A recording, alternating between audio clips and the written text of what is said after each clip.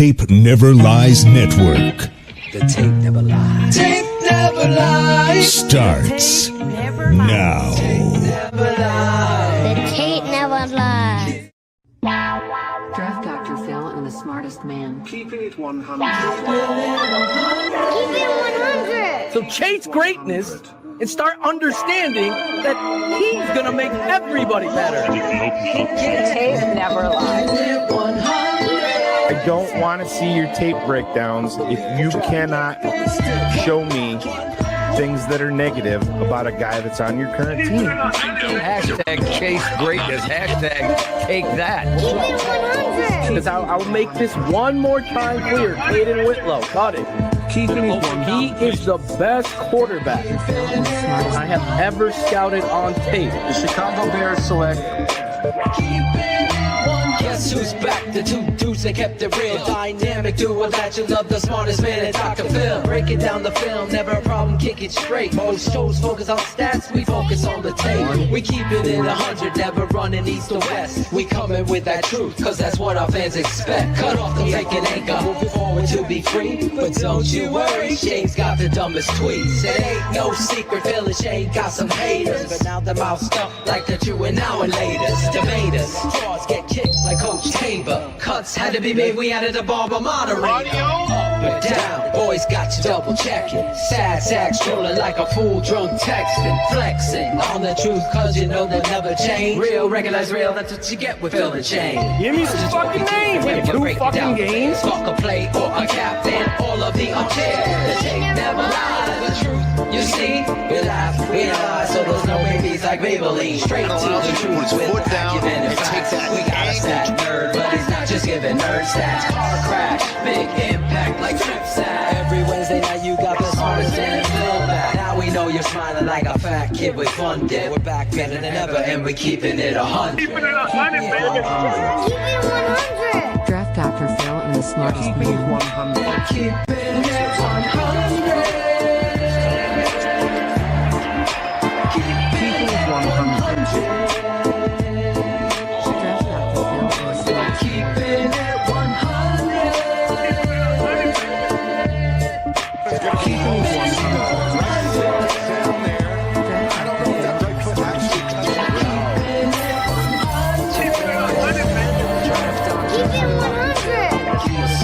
100. Yeah, exactly.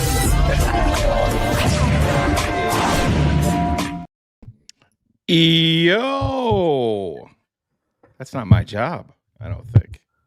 What are we doing?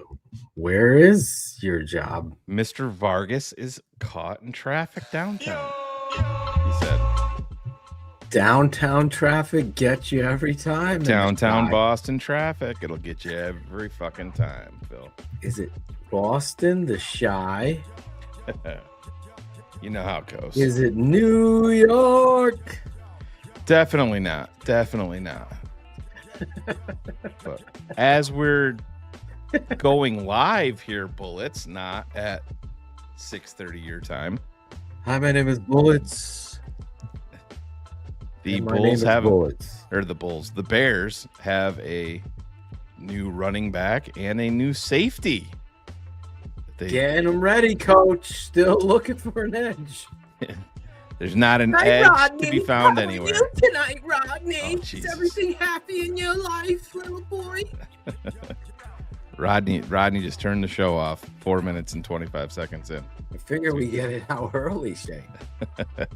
We have a GM that hates an edge. He doesn't like the edge. There she is. What's up, Deb? We gotta have Miss Deborah on. She should come on the show. Talk about Mr. Uncrustable. Yeah. How you doing, Deb? Deb's doing great. She's looking good in that picture, I'll tell you Cherie's that. mom. I love Cherie's mom. Where's that drop, Ivan? Ivan's not here. Do we even have that still? We haven't played that one in forever. But anyways, Bears sign running back Salvin. I love Cherie's mom. Salvin Look at Ahmed, you, Ivan. formerly formerly of the Dolphins and Colts. He's got a connection to the Bears' current running back, Eric Studesville. So he's a... Is it Studs or Studs? Either one. I've heard it both ways. Just call him whatever we want. Yeah. Coach Eric. That worked for me. And Anthony Johnson, Phil, the new safety. You can never have enough Anthony TVs. Johnsons. Yes, the former Giant and Packers safety. So we move on from Jonathan Owens, the former Packer, and we bring on another former Packer, in Anthony Johnson, to help with some depth at the safety position. All the while. You always need depth at the safety. Yeah, you gotta. That's DA likes to create pass rush with his secondary. That's where How are you championships are won. How are you gonna get to the quarterback? Well, we had this new plan. Yeah. Oh, make him hold the ball longer. I can't even. I don't even want to get sucked into that vortex. The fact that you even went live with that. How do you even get to the quarterback these days? You don't. Eric, we're not going to tell you where she is until you figure out how to spell her name. Yeah, that's the worst spelling ever. It is. She's got 6 E's. That's like in her name. Ryan Poles trying to draft a DE. He just can't spell it or do it right. Sheree is busy working and busy in her new home and busy with her new dog and busy. Everything that guy just says, bullshit. She just hates us. That's the truth. No, Sheree's doing great. She sent me a picture of her new roommate, her dog, the other day. So she's doing great. What did she name the dog? Do you remember? Yes, Greg, with 2 G's. I don't think she told me what she named him. From the region? Did she adopt from the region? Probably not smart. Hopefully it's not, the dog's not from Hammond, Indiana, the toxic waste dump. They're gonna have a new story. Listen, Poles might be playing 4D chess, Phil. If we build in Hammond, Indiana, these quarterbacks might just come in and get sick with the toxic waste. So you don't really need a pass rush. So they're thinking way ahead. They have a plan. Yeah. It's called Get the Quarterback Sick. Hey, as long as the field is above the dirt, we're okay. Yeah, we'll see. We're not worried about pollution. What's the next thing they're going to come up with? As far as I'm concerned,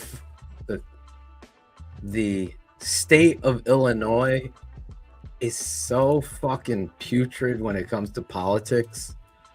And probably, I don't want to say my next statement to cause traumatic brain injuries around the world, but you can't trust politicians. So take the best fucking offer and say goodbye to Illinois. Yeah, I would on their bullshit. I hear you. I would much prefer them to end up in Arlington Heights. I mean, shovels in the ground. Well, we wanted shovels in the ground in 2024, and then we wanted them in 2025, and then 2026.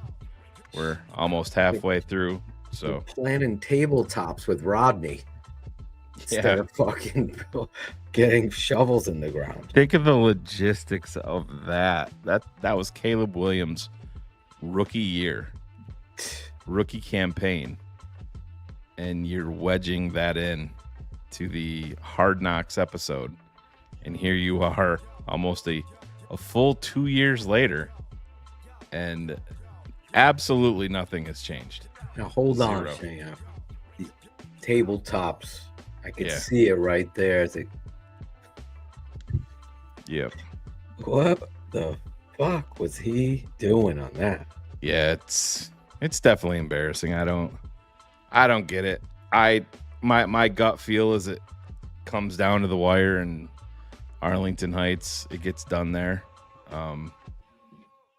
If it is in Hammond, Indiana, Bears fans are going to have to stomach the Hammond, Indiana. the Hammond, Indiana. outcry of memes of the power plants and the smog and all of that stuff. That's going to be the Peter Bukowski go-to instantly. Amy Adgar? Yeah. Annie. Oh, Annie. Sorry. Annie Agar, yeah. Annie Agar. We don't want to go there. Annie Agar will take some shots at the Bears. Yeah, that's her. That's her thing. She's built an empire off that. Jess, I was doing a parody. Bill has been known to do parodies. I don't know. Once or twice. Did she ever buy the Christmas album, Shane? Oh God. I think I still have multiple I saw copies some of guy that. make a comment about the Christmas album and try to stir up controversy because I said gay in a song, Shane. Yeah, Bill. I mean, how dare you? I'm like, what world are we in? I don't understand this world. It's the off season, Shane. How much information just wait do till you our have comments. on the I new can already running hear back? our comments tomorrow. We're Do you 12 have minutes any- and 15 seconds in, and they're talking to each other. Yeah, that's what keeping it 100 is. It's not all football. Do you know all how the many time. people and other shows poach from this show? I'll give you a guess in the chat. If you get it right, if you get the number right, I'll send you a t-shirt. It's hilarious. I work with a talented guy in Shane, the smartest man. He is very good at revealing shit. I don't know if you know that, but It's got some catches a comedic, lot of shit. got some comedic timing. You have some great comedic timing. Some people don't agree. I forget who was that. Do you remember? Oh my God, there's too many to Somebody name. reached out and they're like, "Yeah, just to be better, but Shane's comedic I timing love is your just show, not there." dude. But If you're playing, I forget which patron came up with TTNL bingo. yeah, TTNL bingo. was that Lucas? I think it might be Lucas. I thought that was great. We should start sending those out in the swag shop.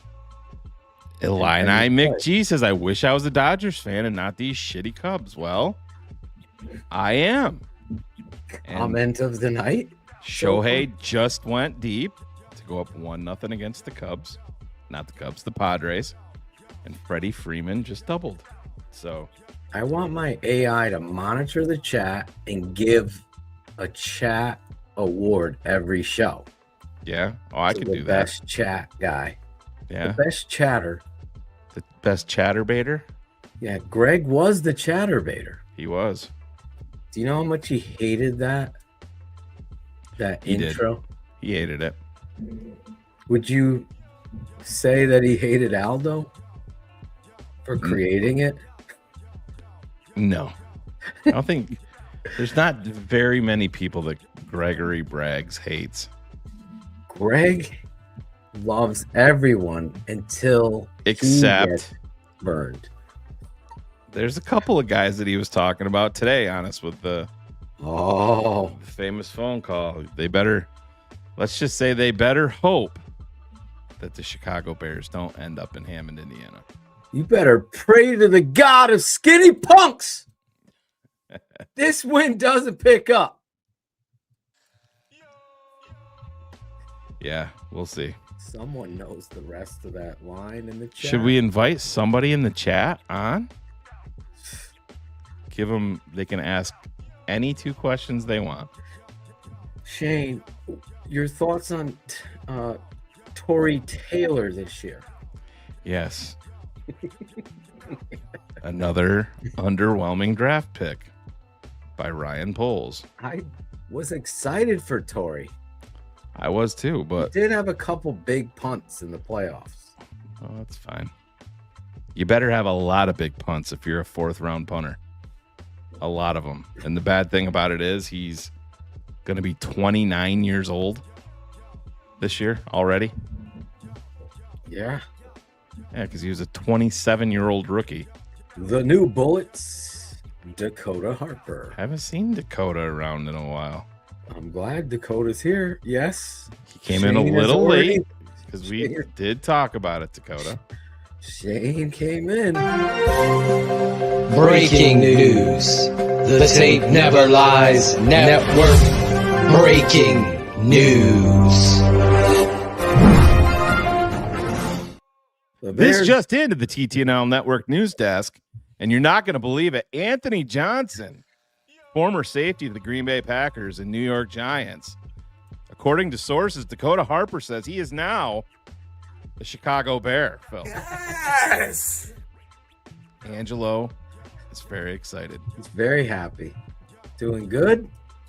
Doing Happy. good. From Iowa, Iowa. you got my punter. We got a punter from Doing Iowa. good. We got a center from Iowa. Yeah. Do we have any other Iowa Hawkeyes on this football team? No. No. BJ Armstrong, former Bull. Babyface BJ. Iowa Is Hawkeyes. Mike Wells a Iowa Hawkeye? He looks like a Iowa Hawkeye.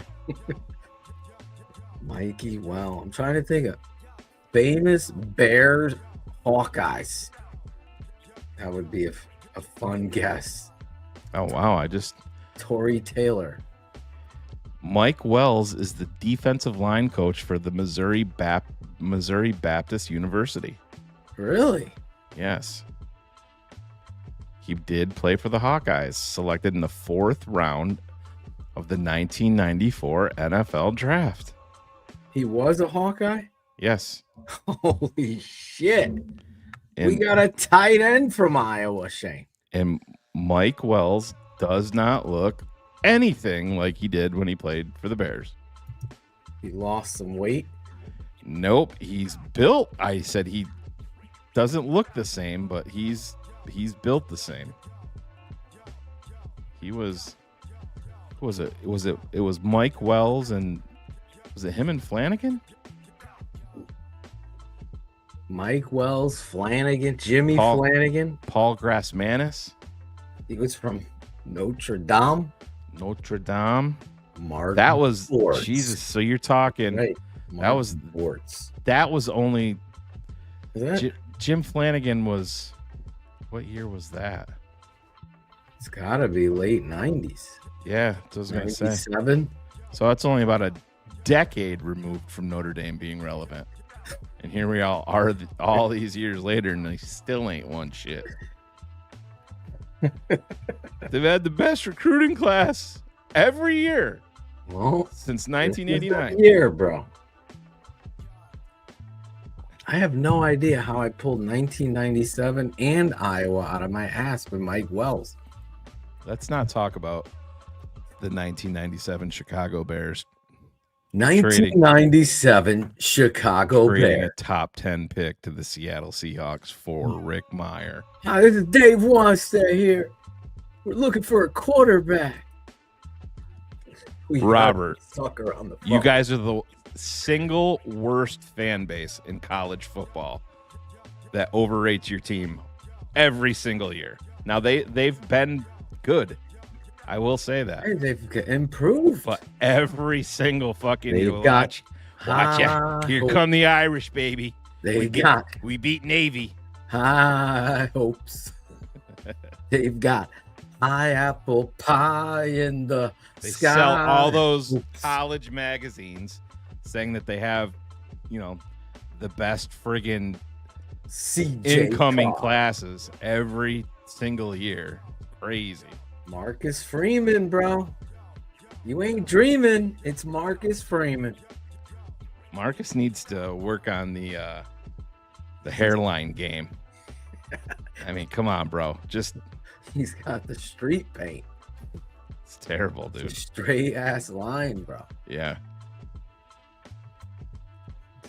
Graffiti. See, they would have won, Phil. They would have won. Oh, yeah. Everybody's got it out for Notre Dame. Every year. I don't know. I cheer for Notre Dame. I just That's how it find it goes. nauseating. It's the same every single year with most of the fan base. It's like all the Cubs fans that came to me and were, I thought the World Series was over in April.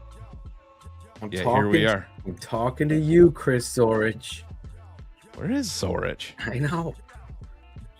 If we had $1 million, would you have bet Yeah, Indiana would win a you- fucking national championship? Osmonic, you for caught Notre me, Dame? bro. I've never seen Jeremiah Love play. I've never seen him play. I'm going into this totally blind. I've probably seen more snaps of Jeremiah Love overall than you have, Osmonic. And I feel pretty safe saying that. I'm not talking live. I'm talking overall. Well, I know one man does not make a championship. That is true. But I was saying till Osmonic, Zorich would never have bet that Indiana would have a national championship Yeah. before Notre Dame. So the best team in Indiana might be the Bears or the Indiana Hoosiers, Jay. Could be. Could be the Bears. Yeah, I think they're going to end up in Arlington Heights. Do I you do. want them? Is that your want more so? I'd than- prefer them. Yeah, I would prefer them in, in Arlington so Heights exhausted than Hammond, with- India. I'm nauseated by the whole thing. I'm nauseated every time Kevin Warren speaks. Every time. Because I think Kevin Warren is absolutely full of shit and full of himself. 95% of the time he speaks. I mean, listen. Can't argue that. I don't mind. Go Kevin watch as every that single draft room that he's been in, and he has almost read from a script. Every single you can't be honest with a NFL draftee. It's the same thing. It's cookie cutter over and over and over again. And I understand he's dealing with a lot of bullshit with the politics in Illinois. I understand that. But come on, man.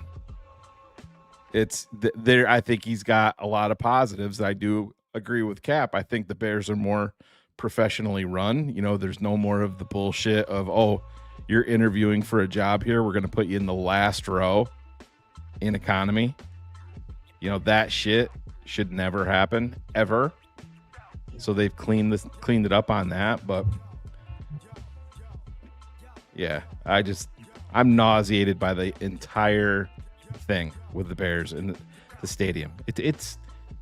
We're almost in June of 2026, Phil, and you still don't know what they're doing. I have no idea.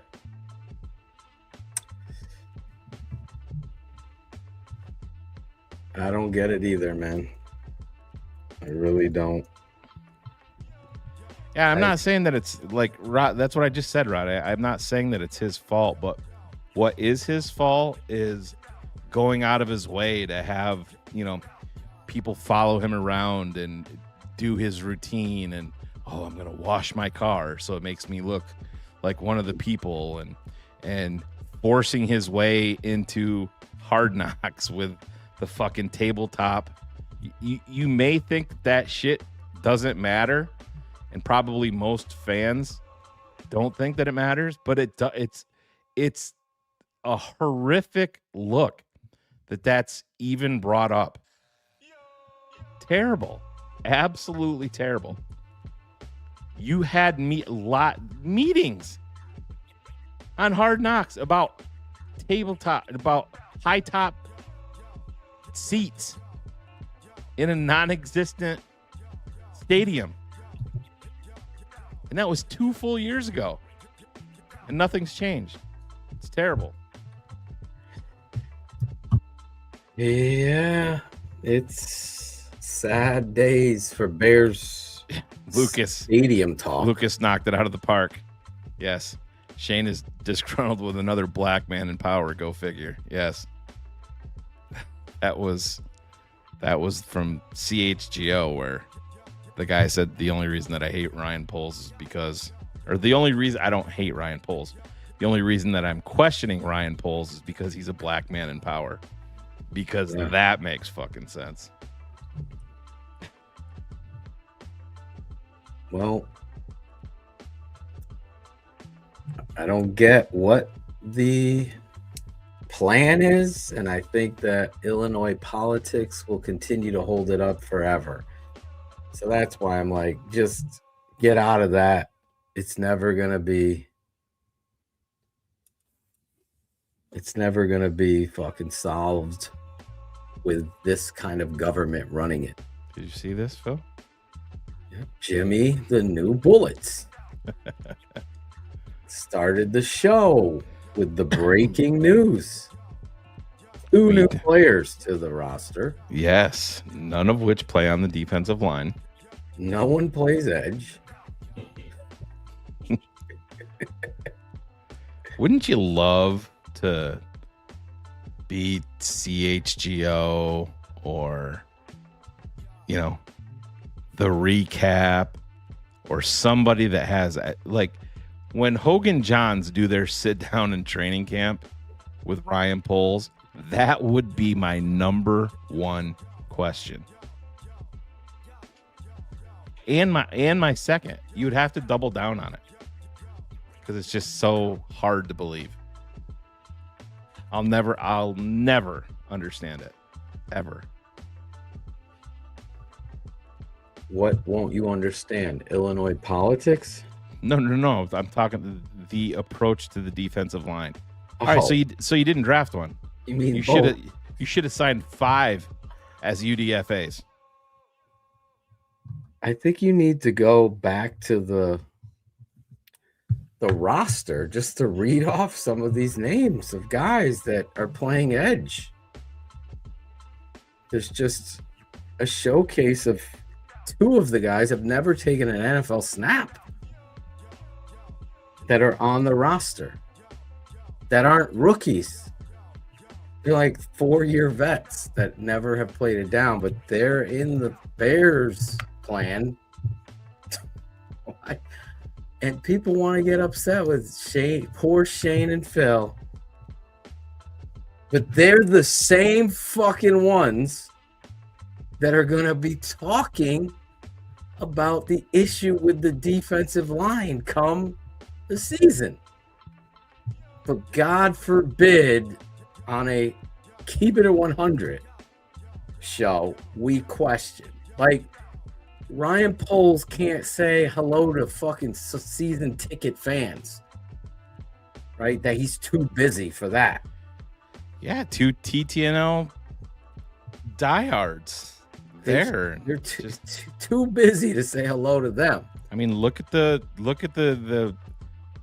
bag that our guy Larison dropped on. Too busy to show up to say hello to Phil. I went on the plane with this team. But Phil, it's not even I'm 10 feet from them. It's not. That's the kind of character. Too busy. It was a specific part of the package. When you have this kind of, yes, you're right. Sorry. It was part of the package that never showed up. I've told the story before, so I'm not going to tell it again. But when your ego is too big and you've done nothing, that's the problem.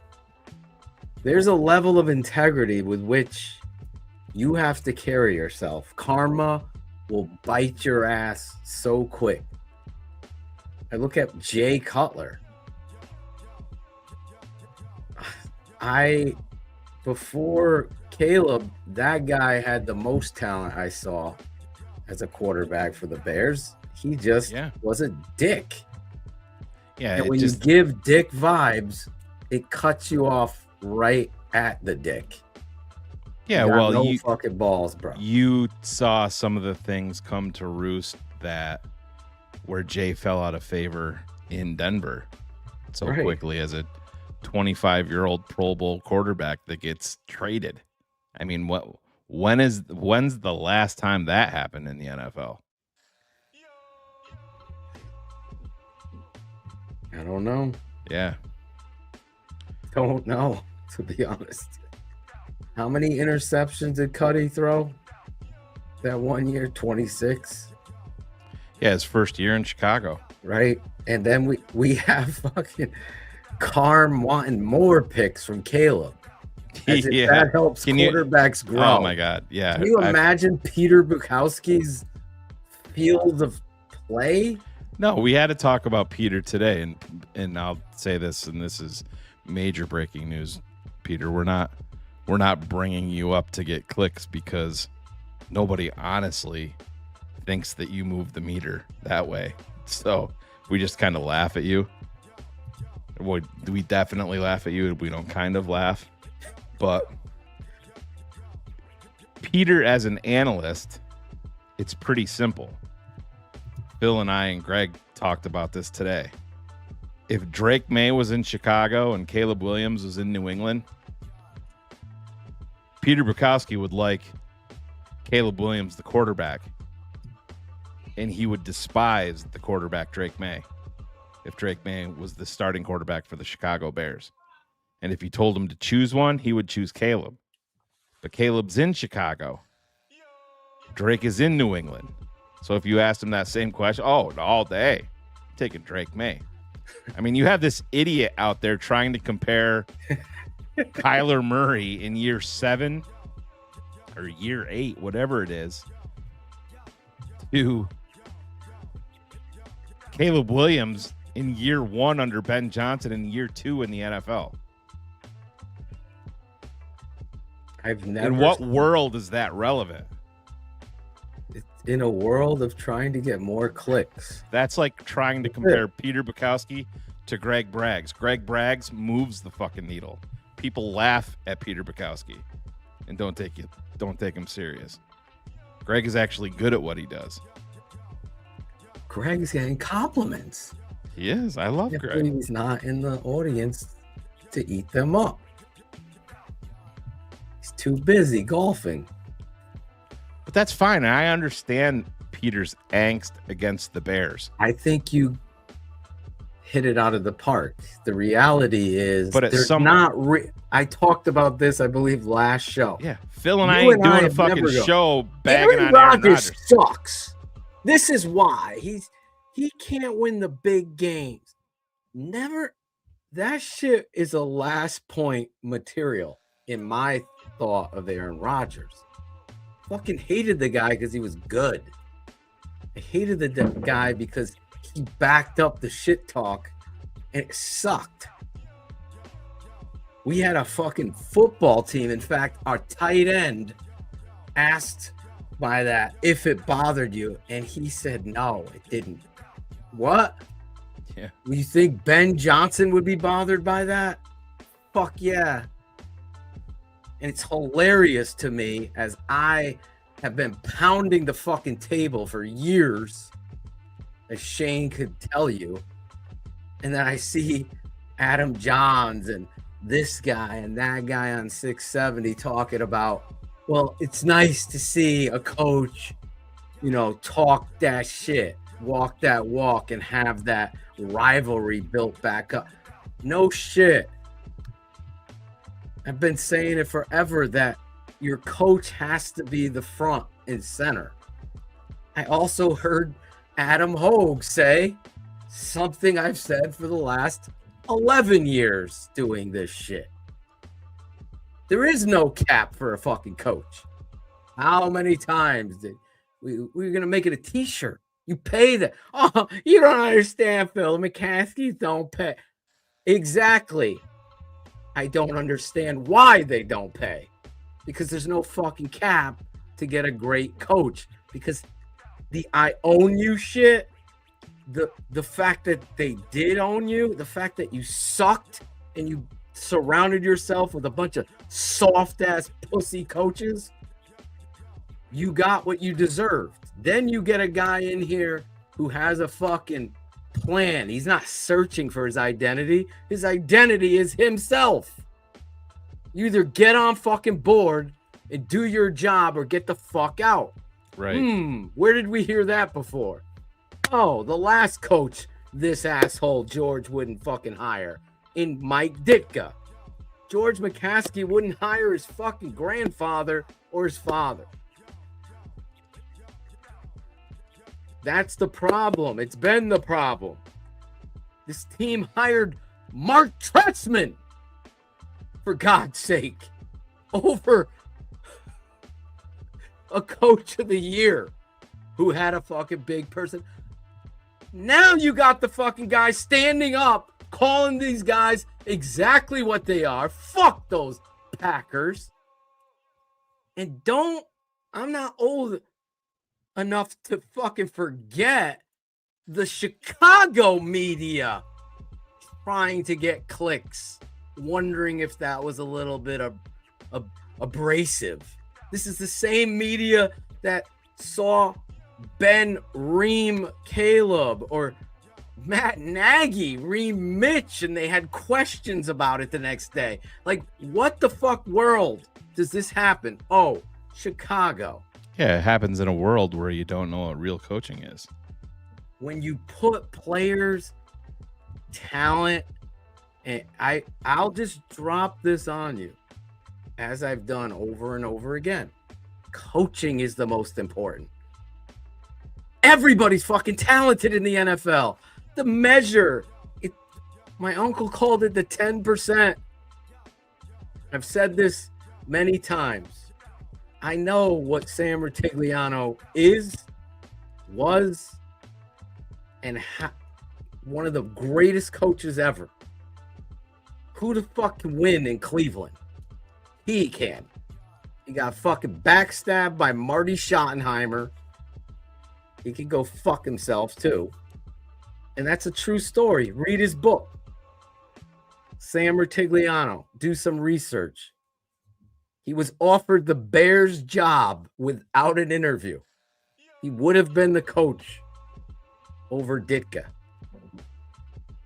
He said he needed to think about it with his wife, with the traveling and all that, and turned it down. Needed a break from the NFL. True story. Never told it till tonight, Shane, on the air. There you go. But these meatball media, blog boy, flip-flop, poaching ass trolls, this is how you win. This is how you win. The Bears, they've watched, they know who we are. There's patrons that work in there and coach and analyze and draft people. We know all about it. Good. We're glad you're watching.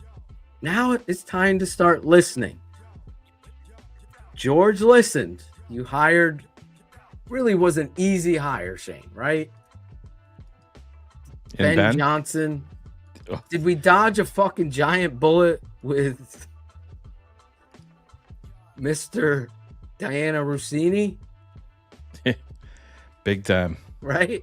Would you want those were the top two options. Right? Would you want that? So a little fucking glimmer of luck shined on the Bears' ass. And you got Ben Johnson and you got Caleb Williams. If you think we're going to shine Ryan Poles' ass because of those two things, then I got another great quote for you.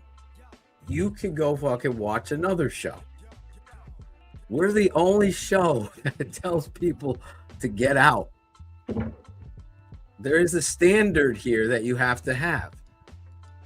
I don't care. You don't have to agree. We could debate. We could have fun with it. But as soon as you're a racist dick, you can get the fuck gone. As soon as you're a little bitch with lies and manipulation, then you're gone too. So there's a standard. Poles doesn't deserve the glaze yet. He's a fucking a simple original donut right now. And that's where he is. What he does now is up to him. I have seen many questions in regards to what Ryan Poles has done. Phil has already answered this. Phil said no, he would stick with Ben. I've already talked about this. There's no going back. And Jim Harbaugh's getting a lot of strays right now, too. He's catching a lot of strays. Did you watch that clip I sent you today? Yeah. Holy shit. 8 coaches arrested, scandals. Yeah, you're dodging bullets. Not our bullets. The late breaking news 6:30 East guy. Yeah, I don't know. I have no idea. That had to have been something on his end. Of course, he's probably got a Galaxy phone. Claudio does. He's got a quote. A man can make mistakes, but he isn't a failure until he starts blaming someone else. I fucking love that quote. In fact, Bullets actually sent it to me. It's in my office over here. I got to start switching around my background. Put my bobblehead collection. Greg Braggs helped build this bobblehead. So there's another. See, I do things. You can't donate $20 to. You can't move Claudio's mask though. Back there. No, we keep Claudio's mask. That's Claudio's energy. Right above my head there. How many people recognize that it was there? Now they see it. Now they do. Now they do. I see that illegal helmet on the floor there. Oh yeah. Shit looks heavy. There it is. No wonder it's on the floor. Can't pick it up. You can't pick it up. It's actually on top of a Bears garbage can. Yeah. That Bella bought me for Christmas. That's now flat. No. Nobody has any idea what we're talking about. Yes. Greg can't donate to the young children. He said, fuck them kids. Fuck them kids. Harbaugh did take a lot of heat from Ditka. Oh, yeah. A lot of players took a lot of heat from Ditka. And that's how it should be. Your quarterback, Caleb Williams, didn't know if he even liked him for the whole season. Yeah, he thought Ben hated him. And I have absolutely no problem with that. Zero issues. I read that comment of Ben that the old wide receiver Carew. Yeah. Leonte Carew was talking I'm about. gonna be in the fucking Hall of Fame.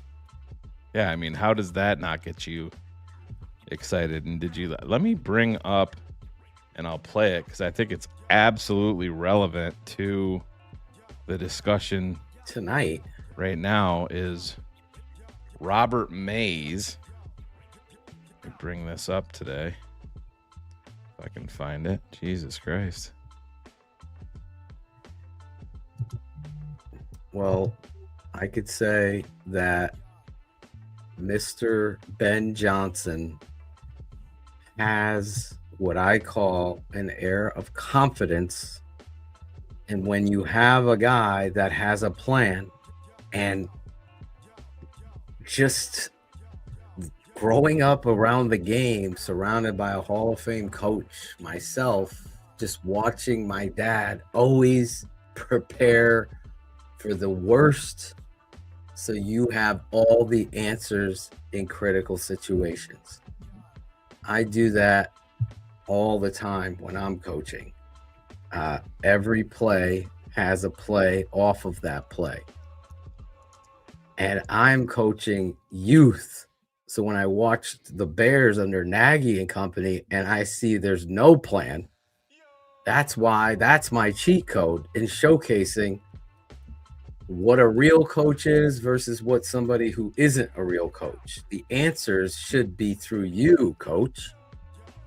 So if your D line sucks, you damn well better be sure, because it's your name attached to the team, that this motherfucker gets it right. That's why it gets me very nervous if Shane is right, which I happen to believe he is, where Ben's like, you wanted these motherfuckers, coach them up. Well, what if you can't coach them up? That's going to be where Ben let you go sink your own ship, but you hurt yourself in doing that. My approach would have been, we better get a fucking pass rusher in here. And it just continues to boggle the mind, the plan of what they have at that position. And Jonathan Garvin, Jeremy Croma, Jamree. Yeah. I said Jeremy. Sorry. Jamree.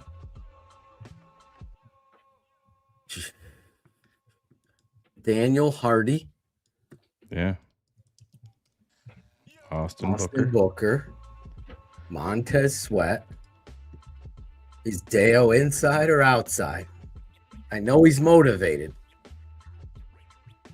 We don't know. But Deo Dangbo. And that's your rotation of defensive ends, ladies and gentlemen. Thank you for coming, everybody. I hope you enjoyed the show. We're going to the Super Bowl. We're going all the way. You lost the guy you traded for, signed with Philly. The other guy you drafted in the 5th round, Dom Rom, went to Houston, and you replaced them with nobody. And you didn't even sign an undrafted free agent, a veteran free agent. Listening to Dennis Allen talk about Cam Jordan, I think, is embarrassing. Yeah. I tend to agree. It's sad. I don't know what they're doing there. I don't know the plan there. I do know, though, on this roster, you got a lot of D tackles. You got a fucking sweet shepherd's pie of defensive tackles. You got so many D tackles. Most of your ends can play defensive tackles. So maybe the 6'3", 293-pound Shamar Turner is a D end. Well, they said it, Phil. So maybe he is. I just have never seen him play because he's hurt. But you got Jordan Vandenberg, rookie D tackle. Shamar Turner, maybe. Deo again. Kentavious Street, yes. James Lynch, yes. Jaden Loving, paid a high price to sign him out of Wake Forest, Shane. Right. Grady Jarrett, you remember him? Sure do. Pancakes. Neville Gallimore, you remember him? Who could forget Jervon? Don't worry, everyone. I'm still in my stance. Shane Dexter. Right, Shane? Right, Waddle. Right. So cool, that defensive line room, right? Right, Waddle. Rodney loves coverage sacks, right? Right. There they go, beating the dead horse again. Ruining the show. Pie. It is. All right, so this is the Athletics' Robert Mays, a former If guest. I was to grade Robert Mays, it would be a C. This is Robert Mays on what he has. Oh, his title is too highly praised? No, you got to listen. We got to listen. Okay. This is from the great Robert Mays. Yep, here we go. I can't believe how people are already talking about Ben Johnson. I can't tell you what wild people have said to me about him this spring. And this is people that have coached with him. This is people that have coached against him. This is people that have nothing to do with him. I had a coach that's worked with him say to me in Indy when we were sitting there, and he said this so matter-of-factly, it was like kind of jarring to me. And he goes, yeah, he's going to be one of the greatest coaches of all time. I can't believe how people are already talking about Ben Johnson. I can't believe. I mean, it's a good thing. It is. I agree with him. You had fucking Look at Rex this Ryan. guy. He just came in like That's how freaking I a do. magician. That's how I do. You had Rex Ryan saying that this guy's gonna be the next fucking fucking Walsh. Thank you, Bill Walsh. Really? I almost said Steve Walsh. I don't know why.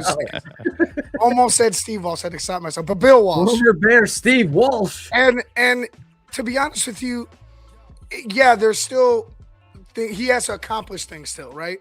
But if you see his intensity, you see how he interacts with his players, you see his drive and his love for the game. The fucking potential is all there for him to be that. Oh yeah, and I mean listen, we've all been around sports long enough. You have to have a certain percentage of fuck you in you to be successful at the big time collegiate and the professional level. And Ben Johnson has an abundance of that. It's not too much. It happens to be the perfect blend, but it's like think about, and we don't need to go back to Hard Knocks. Think about how much better Hard Knocks would be just because of Ben Johnson. Oh yeah. If they were doing the Hard Knocks, There'd be covering a the Chicago full Bears amount of F-bombs going off. Yeah. Do you think that they would be? It would have been more showcased. Would they do a 12-minute segment on Ben Johnson growing a beard? No. Or his daughter picking out his clothes. And I think with the cursing and shit, I think George would have look at him now. I think he would have had an entirely different perspective if it would have been Ben Johnson's team instead of, this other guy. Shut the fuck up. Yeah. Me? Oh. Not you. No.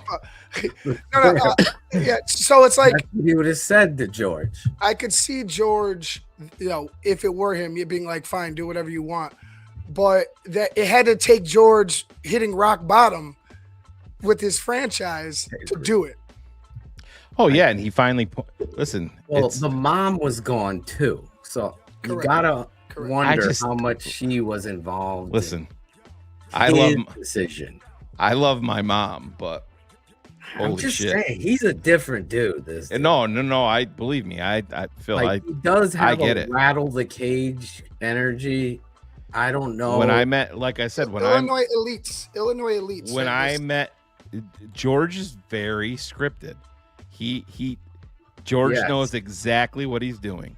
When we were in Buffalo, we were in the first row, right behind the Bears bench. George knows that's where all the Bears fans are going to be. He knew that it was Caleb Williams, first game suited and booted for the Bears. He came down, never said a goddamn word. And you just turn around and, like I said, I hear TTNL is here. I'm like, what? And Riley's like, who's that? And I'm like, it's the owner of the Bears. It's George. But again, at the same time, and you guys have heard me say this, and I'll repeat it for the people in the chat that haven't heard it. The people from Hard Knocks that I talk to, and I mean, that when I tell you that I talked to 10 of them, I talked to 15 of them. They were everywhere. To a person, every one of them were absolutely floored that swearing was such a big spotlight for the Bears as a no-no. Just looking at it, I believe it was all his mom. He's way too worried about his mom at that time. Remember the whole him and Ted? She's pissed off. Yeah. And Ted's shaking his fucking giant globe head. I think we have that, don't we? We do somewhere. But I think I'm looking for I it think right now. George has a want to win. I just believe George was He's got a want controlled to. by his mom, and he was surrounded by the wrong people. Because honestly, gun to my head, I like George. I've interacted with him a few times now. I think he will break ball. I mean, he obviously was breaking balls. I know Marge got all. But I mean, you can see that it does matter to him. Yes. I mean, you saw the game in Cincinnati when he's standing in the tunnel, and that was a great moment. He's not sitting there watching that as, pretentious, holier than thou George. He's watching that as 18-year-old Chicago Bears fan, fully invested. And, running down the tunnel to go see TJ Edwards. Right. All of that shit. And that is a separator. And I get it. He was incompetent in the position and not getting away from that family dynamic and bored and whatever Ivan called the Illinois elites. Yeah. The elites and that kind of snobbish bullshit where you're pitter-pattering on both sides of the politics and all of that shit. You have to have a standard that football is most important. There is no question that Ben Johnson puts football first, and every person that knows him says it. Now it's no different than I Bruce think Ben Arians. Johnson might put it first, second, and third. Right. Bruce Arians did the same thing. They fucking blew it. They could have turned this around at that crossroad there. If Bruce Arians would have fucking kicked Jay Cutler right in the fucking balls, he would have fucking sat his ass on the bench and made Jay a better player. You need that kind of person to help any young elite level talent, put them on the right path, show them the right direction. The coach that gives you tough love is usually the coach you end up loving the most. Just happens that way. Sorry. Why this sport is the greatest sport in the world for young men, young boys growing up to become men, to learn the sacrifices and the journey. But it's going to be interesting to see because there's nowhere else to go. You just have to let Ben cook now. And I think Ryan Poles is in the way because I don't think he follows the same path as Ben. I think Ben is going to have to, he already spoke about being more involved in the defense, but I think he's going to have to really step in. If he doesn't like something, him and Dennis are going to have these conversations. Like, not just like we're collaborating. Like, if shit isn't working, I would like to see my head coach say, hey, fucking fix it. Like, go over to the fucking defense. I don't care if they get into a shouting match on the fucking sidelines. If that's the position you're going to take. You're saying you're going to take a little more time and focus on, with the defense. That's what you're probably going to have to do at times. Right. I've said it as well. I agree with you 100%. This is your team. You can't let someone else's bad, shitty decisions hold you back. It always, like Ruben Hippolyte, if he sucks in camp, you got to get rid of him and own your mistake. Like, you can't just carry this because you drafted him in the 4th round. Ruben Hippolyte, I don't remember who said it, but it wasn't that they weren't. He sucked. He can't read. He has no feel. He over pursues. So speed doesn't even matter in that regard. If he ends up being some type of like starter or a contributor to a high level, I would be floored because me too. Because that was only an offseason to learn to how to correct your fucking mistakes and egregious mistakes. I don't know, man.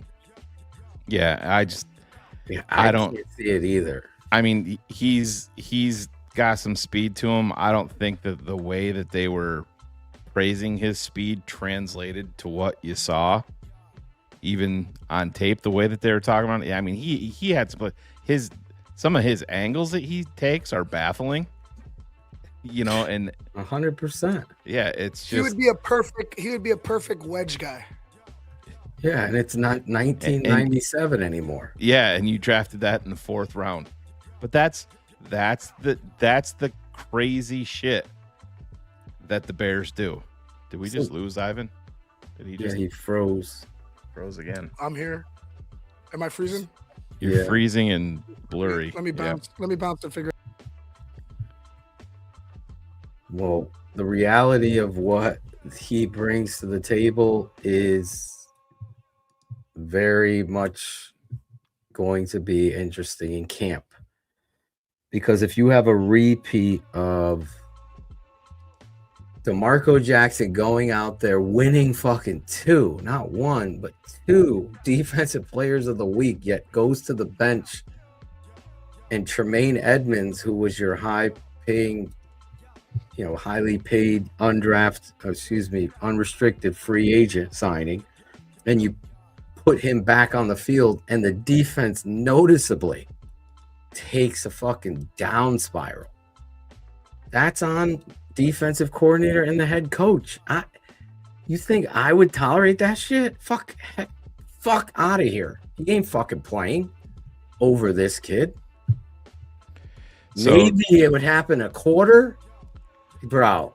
Shugo Shin brings up a good question here. So when I saw it and I looked it up in the background when I saw his comment. So your 4th round rookie linebacker in 2025 that you were trying to shock the world with the pick, a guy that Adam Hogue did a separate breakdown, called him the perfect fit for a Dennis Allen weak side linebacker.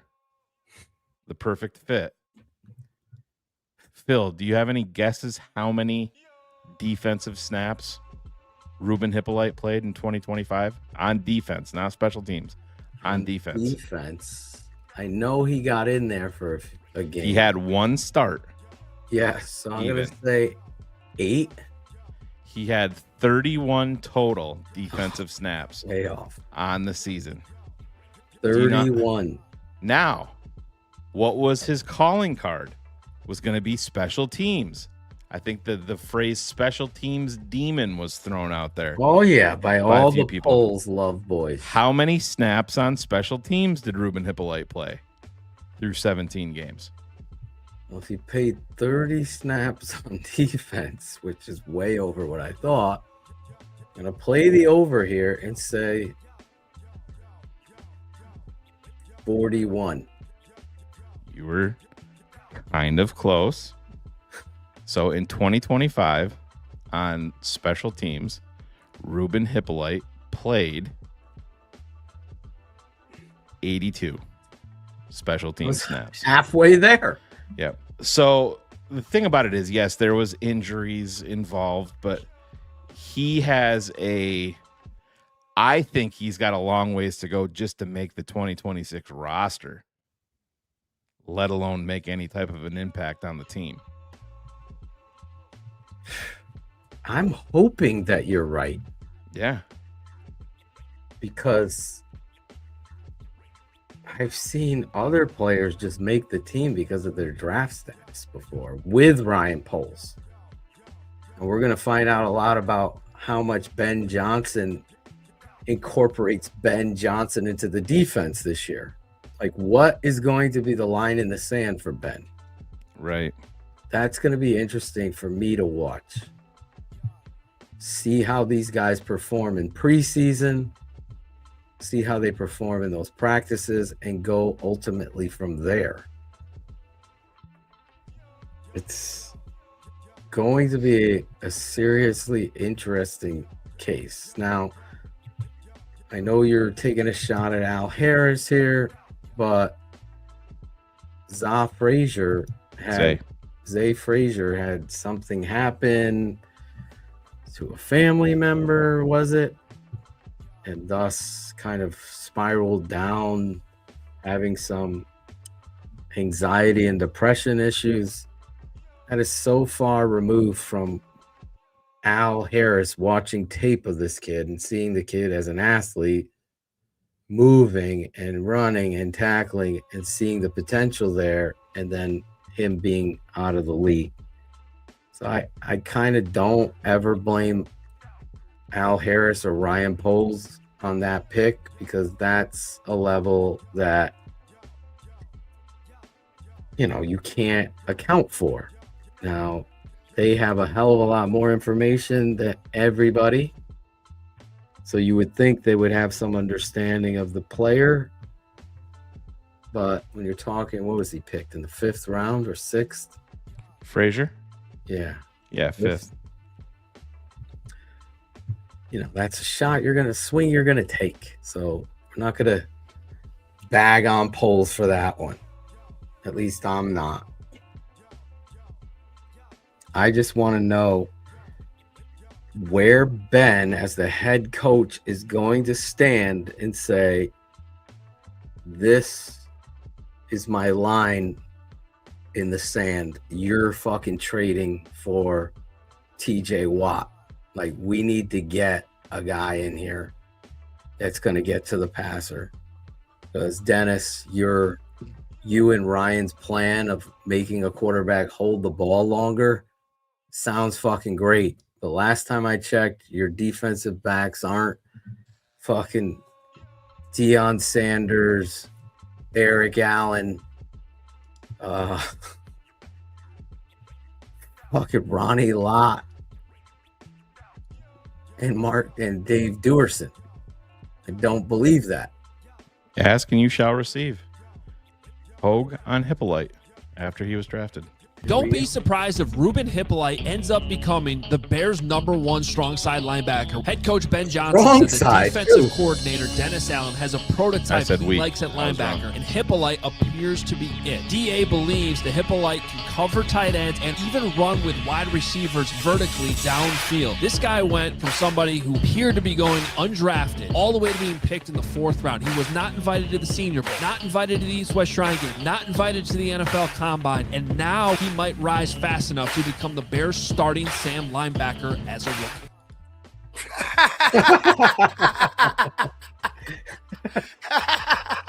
Sam. Fuck up. Sam linebacker. God. That fucking guy is never gonna play Sam. I think Will linebacker, we can maybe. That guy can't take on a fucking tight end coming at him and block. I told you, Phil, he's special teams. Strict. After I cut him, I was like, this is special teams. I know. We all did. That was me again. Xavier Thomas had that same feel to me. Barrelissimo's right. I mean, it's easy to see. Oh, yeah. On just simply just based off tape, college tape. Yeah. It's not even close. That's why I'm saying we're going to see and learn a lot. Like in years past, there's been players. No, it wasn't Al Harris. It was Dennis Allen. Al Harris banged was off Zay Frazier and Nashawn Wright. I mean, Wright obviously wasn't a draft pick, but he got cut in Minnesota and the Bears brought him in. But yeah, it wasn't Al Harris. And listen, we're going to learn a lot. There's been times the Bears organization has had a player, well, I'll just use Corey Graham back then, who plays tremendous. He's out there, has a great game. Then the next week he's benched. Yeah. For some other guy that was in. I'm like, what is fucking Lovey do? Like, it happened. It happens with these coaches. So this is a fun question, and I think Shugo Shin has another good one. So now, who's TTNL's worst prospect projection for the sake of fairness? Now, I mean, we could take this in a couple of different ways because Phil and I have been doing this longer than Ivan has. I mean, my biggest whiff for me is Deshaun Kaiser. I was a huge Kaiser fan. I don't think, to defend myself a little bit, I think he went to the worst possible place he could have went coming out of college. But listen, as much as I like to bag on Notre Dame, I was a Kaiser guy. He had the size, the tool. Like I saw like similarities to Steve McNair in his play. Are we talking like quarterback? No, anything. I'm trying to think. I have some guys, man. Yeah, you were a bit that defensive end that's played for like every team in the NFC North except for the Bears. Marcus Davenport, you were a huge fan of. Marcus Davenport. You were a bit. Who was the Jets quarterback the kid from Penn State? Yeah, Hutchinson. No. Hackenberg. Christian Hackenberg. I thought that you could build on that kid. Yeah. There's a lot of talent there. Daniel Braverman, man. He was a 7th round draft pick. I love Daniel Braverman. Yeah. I still believe he got fucked over. I tell you what, man. He made that team, man. I'm trying to think back to some of my other, like I was a Mike Williams fan, the wide receiver from USC. Were you? I was a fan of him in college. Yep. Well, I love the kid he was drafted from Arkansas, the receiver. Matt Jones. Treylon Burks. Oh, Treylon. I thought you were talking about the wide receiver Burks quarterback. Been passed. Now he's getting another shot. So, what is he with the Commanders? I think so. Yeah. He made that fucking one-hander. Yeah, mine, and obviously, like you said, you guys have been doing it longer than me. It was back in high school. Like, obviously, the Bears were on there. The Bears were on there, but I was on Sed Benson. Oh, yeah. Oh, you love Sed. I was praying we didn't take. Yeah, I was not. I was like, yep. I thought he was going to be, yeah. Yep. Well, we all know that story. We weren't on the air then. No, that was 2005 draft. But yeah, I mean, we're not listen. Talking about the hits, buddy. I love Johnny Knox too. In fact, that's when I first found out. I've never told Matt that story. That's when I first found Matt Waldman. It was Johnny Knox draft. Yeah. Matt was talking about him, impressed with him at some bowl, like Shrine Bowl, whatever the fuck bowl it was. He was an Abilene Christian. Mm-hmm. Yes. Kid, yep. Abilene. Like we Danielle also had Manning. Danielle Manning. Yep. Mm-hmm. Didn't we have another one from Abilene? Well, Lovey was right there. He was Big Sandy. Oh, yeah. But it was right. Yeah, it was right there. But I mean, I can think of some. Montgomery was a Iowa State Cyclone. Cyclone, yeah. Don't mess that up. Melvin, stop. That's funny as hell, but it's just no fucking way. Oh. I don't believe you. I don't believe you. No. Oh, God. I was so mad. Trying to think of somebody who I thought was going to be. Well, OJ Howard, I thought was going to be way better. See, and I'm in Alabama. Listen, I thought he was going to be way You're not going better. to find an Alabama fan that's more critical of Alabama players projecting to the NFL than me. I very rarely promote Alabama players in the NFL. There's some that I have, but even Phil, you can remember you're like, bro, I can't believe you don't love Minkah Fitzpatrick. I love Minkah. Yep. But no, OJ Howard, if I'm sitting there remembering like guys I thought there was people that wanted the Bears to trade up. OJ Howard was the big one for me that I could say, like, bro, so that was the Mitch. I don't understand how he didn't. That was the Mitch draft. But OJ had all the talent in the world, and he didn't live up. He didn't live up to the hype at Alabama. He played his final bowl game when they won the title, and he blew up, and then he had to leave. He was young and athletic and explosive, and he had like 180 yards his last game or something. Like, it was crazy. But he never lived up to the hype. He was wildly overrated. I can remember having a back and forth. Anybody can search it up Brian on Perez. Brian Perez. Yeah. Thought he was like the top talent in the draft. He had no problem with the Bears trading, the Bears like drafting him, and I'm like, oh, fuck, is Brian no still way. doing it? I haven't seen him around. Miss Brian. I'm documented. I did like Eddie, but there was a lot. Eddie Jackson, based on talent, and Phil can attest to this, where I talked about it, is Eddie was a captain at Alabama, and he got hurt. He broke his leg, got a rod put into his leg, but he also got benched at Alabama because he didn't want to take tackling seriously. Just like the NFL. Yeah, Saban put his ass on the bench, and that became his best friend. And then he realized how much he wanted to play, and then he came back out. Had Eddie Jackson not broke his leg, he was a high second round draft pick all day long. The Bears ended up getting him in round 4. But yeah, I had no problem with Eddie. But I'm just like, I'm talking about the Trent Richardsons, guys like it. I just hated him. Like, we were both on. You that. didn't like Tua. I don't think you like Tua as much too. Shane. You hated Tua. Hated Tua. But I like Jalen Hurts coming out. I didn't like Bryce Young. No, didn't like Bryce Young. And these are guys that won national titles. For me, I was elated when the Bears drafted David Terrell. Elated. That was the Corin Robinson draft. They were going back and forth, David Terrell versus Corin Robinson. David just got caught up in everything non-football a little bit too much. He had a really solid rookie year. That was the 2001 draft. That was the one the Bears almost could have had an all-timer draft. You guys have heard me talk about that, and that was thanks to Ted.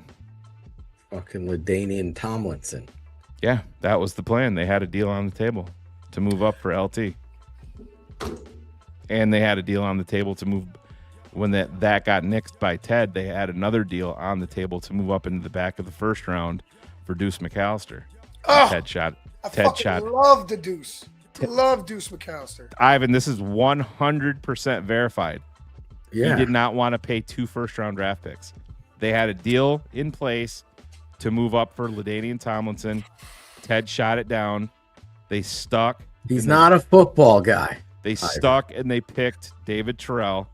So then they went back to work because they loved McAllister. They had a deal in place to move up at the end of round 1 to secure Deuce McAllister. Ted shot it down. He didn't want to pay 2 first-round draft picks, so they stayed and they drafted Anthony Thomas, which Anthony Thomas never should have won Rookie of the Year over LaDainian Tomlinson.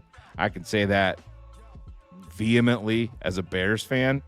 No fucking way. The only reason LT didn't win it because the Bears were good and the Bears made the playoffs at 13-3 and the Chargers weren't good. And also, he was getting the ball a lot. And LT wanted to be a Bear. He's like the biggest Walter Payton biggest Payton ever. Fan like me. This is hurting me. We got to stop. You got to hear the truth. It's hurting my soul. We got to stop. Have you heard the Randy Moss one? Oh, yeah. Yes. Yeah. Yes. He's going to be a Bear. Draft him. Well, Randy, he missed the meeting with Walter. It's Walter, bro. Like, it's Walter. Yeah. Walter's word was bond. So 100%. But I mean, you think about it. So that's the 1998 draft. Who's throwing him the ball in 1998? It's Jim Miller, which he couldn't stay healthy. Then you had Shane Matthews, fucking Steve Stenstrom. Fuck. I have his card somewhere. Yeah. Yeah. I always do you remember the John Randall game when he sacked Stenstrom and he just fucking laid on him? And they returned the ball like 92 yards and they asked Stenstrom after the game, what, because John Randall just laid on him the whole entire time. When the ball was getting returned, they said, what did he say to him? And he said, he started laughing himself. He told me, he goes, hey, Steve, you're going to need a Snickers bar because you're going to be here a while. Oh, man. But Cade McNown wasn't drafted until the next year Untouchable. That was 1999. Mm-hmm. And that was... I had no clue because I was a kid. I had no clue. I was positive the Bears were getting McNabb that year. And then Philly, because Philly was tied to Ricky Williams. That was... Everybody was expecting Philly. They drafted McNabb at number 2 overall. And they booed him. Yeah, big time. Because they were chanting, Ricky, Ricky, Ricky. They're all going nuts. So the Bears could have stayed. That was at Radio City. That was when the draft was fun. The Bears actually traded down with Washington that draft. So Washington had a 2-pronged approach. The Saints, that was the year the Saints gave up their entire draft. To move up for Ricky Williams. They did that deal with the Redskins at the time. So Washington traded way down with New Orleans, but they had all this extra ammo. So then they took all that extra ammo that they got in that trade with New Orleans and traded it all to Chicago. Chicago traded down from like number 7. You could have taken, they could have stayed there. They could have. Washington came up and fucking drafted Champ Bailey. Oh. But the Bears wanted a quarterback. They could have stayed there and took Dante Culpepper. That's kind of what I thought they were going to do. That's the way that it unfolded. Because it was that Tim Couch went 1, McNabb went 2, Akili Smith went 3 to Cincinnati. So the Bears dropped down to like 12 with Washington. And they drafted Cade McNown, but they got some in that deal. They got like the draft picks that became, I believe, like Marty Booker, Roosevelt Colvin. Those were the picks that we got back. But again, when you're talking Champ Bailey's a fucking Hall of Fame corner that, just a dude that would shut down damn super underrated corner in the grand scheme of things. No, I mean, when's the last time you heard anybody talk about Champ Bailey? He might have the best football name ever, other than the one kid that plays for Phil's team. Fuck's that one kid's name? Lincoln Butler. Lincoln Butler. That's a fucking free safety in the NFL. You just wait. Okay, so linebacker, free safety, yeah. Or strong safety, something like that, yeah. Fucking Lincoln Butler. He wears number 14. I'm trying to get him to wear number 5, Shane. Can you comment on that? Send him a message. Come on, Link. Yeah. Gotta get him in those single digits. Yeah. I think number 5. 1 plus 4 is 5. Yeah.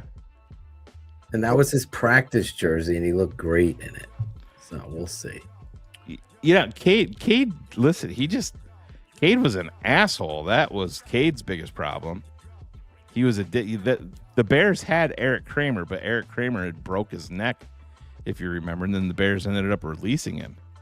And then you drafting Cade number 12 overall, and he couldn't beat out Jim Miller. Do you remember that they forced that training camp? They were scripting shit to bring in to get Cade like a series in season. Do you remember that? I do, now that you say it.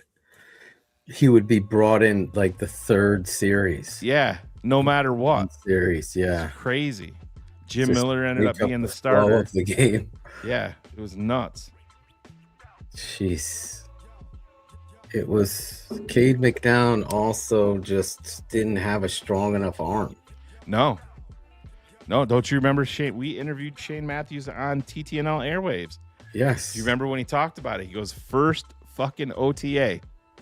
He walked out and he's like, this is the kid we took in the first round. Kid can't throw. You remember all those lollipops he used to throw Marcus Robinson? Oh, yeah. Thank God Marcus is 6'6". Yeah. You know what I mean? Like, Marcus Robinson. I forget what game it was, but Cade overthrew Marcus a couple of times. And Marcus was a track guy at South Carolina coming out. And in the post-game interview, they're talking about Cade overthrowing him. He's like, I didn't overthrow him. Marcus wasn't running hard enough. Marcus Robinson of the Rhine Fire. Rhine Fire, yeah. The Rhine Fire, Ivan. Rhine Fire. I miss NFL Europe. It was so much fun to see the helmet or the logo of your team on the back of the helmet. Yeah. I used to fucking look for Bears. I was like, hey, what the fuck is this? Like, okay, I'm gonna watch the Barcelona Dragons that have 4 bears on it. Mm-hmm. Yeah. And I would watch the game because of that. That's Kurt what maybe Warner the played over UFL there. should do that shit. Yeah, Kurt Warner played And over there. send 6 or 7 of your futures signings over there to the UFL. Do you remember the Bears hired Jerry Angelo after the 2001 draft was over? He came from Tampa. They made him the general manager. And in his introductory presser, he came out and said that he would not have drafted David Terrell. And David Terrell had been a Bear for like not even a fucking month. I don't remember that. Yeah. And then do you remember what his very first move was Chicago Bears general manager? Jerry Angelo. So you drafted a kid at number 12 overall in 1999.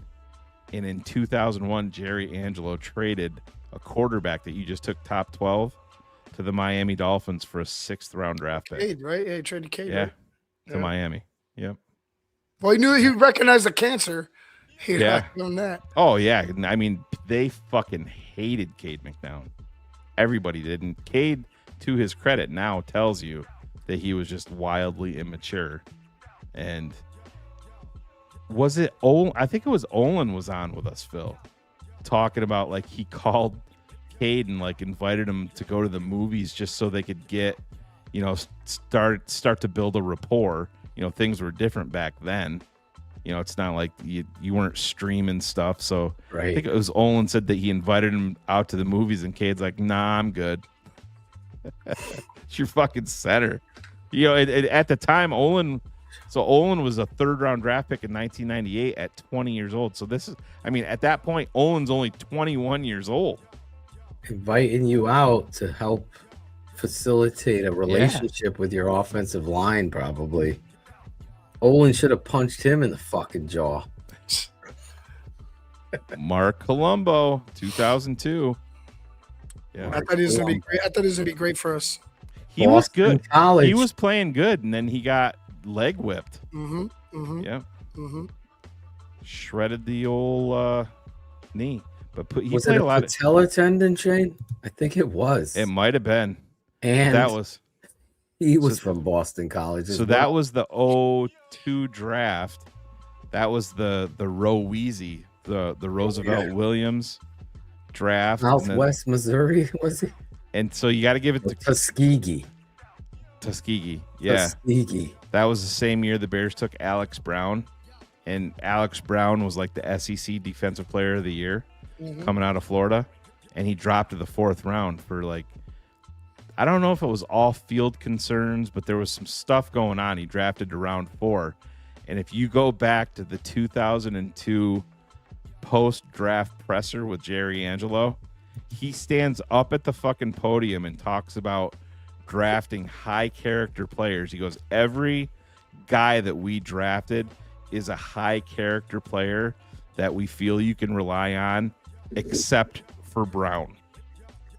He fucking said that flat out. Damn. Gotta have Alex on and comment on that. Yeah. Oh, he would talk about it. Alex is very open about that. Alex on the show. Love to have him on. Yeah. Ran into Alex. Never had Alex on the show. Cooperstown during the baseball tournament that his son was playing in years ago. Did you? Yeah. Should have asked him on the show then. You're pulling a Ron G.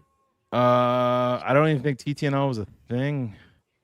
No, that was pre-TTNL. Yeah. Okay. Sorry, Ron. Just threw you out there. Just shit on Ron for no reason. Ron did try to get Mike Singletary to come on the show. Yeah. Dan Bazine. Ugh. Danny B. That was when everything started to go downhill for the Bears. Just and drafting injured guys. Well, so that was the 2006. So no, it was the 2007 draft. It was right after they made the Super Bowl in the 2006 season. But they drafted Greg Olson at the end of the first round that year. Then I was happy about that. Me too. They came back around in round 2 and took fucking Dan Bazine. Terrible. Lovey slammed the table for Dan. Never played. Never Second round played. draft pick. And you guys, we've been through all of this. You want to know why the Bears have been wildly inconsistent and how bad drafting can fuck your team up? Dan Bazine was a second round draft pick in 2007. He never played. You drafted Michael Okwo in the 3rd round to replace Lance Briggs, who you ended up bringing back anyway. 3rd round draft pick, Michael Okwo, linebacker from Stanford, looked played. physically exactly like Lance Briggs. Couldn't play like Eric Ruben Briggs. Hippolyte. Yeah, fucking A. But 3rd round draft pick, never played. Joaquin Iglesias, 3rd round draft pick, never played. Jerron Gilbert played 5 NFL games. 3rd round draft pick. Who's that sound like? Oh yeah, I hear you. Are we? Don't. But then you get into it. Get away from Jerry Angelo. Get into Phil Emery. Maybe we'll talk about it again, Miguel. Michael Haynes, my most hated draft pick of all fucking time. Oh my God, yeah.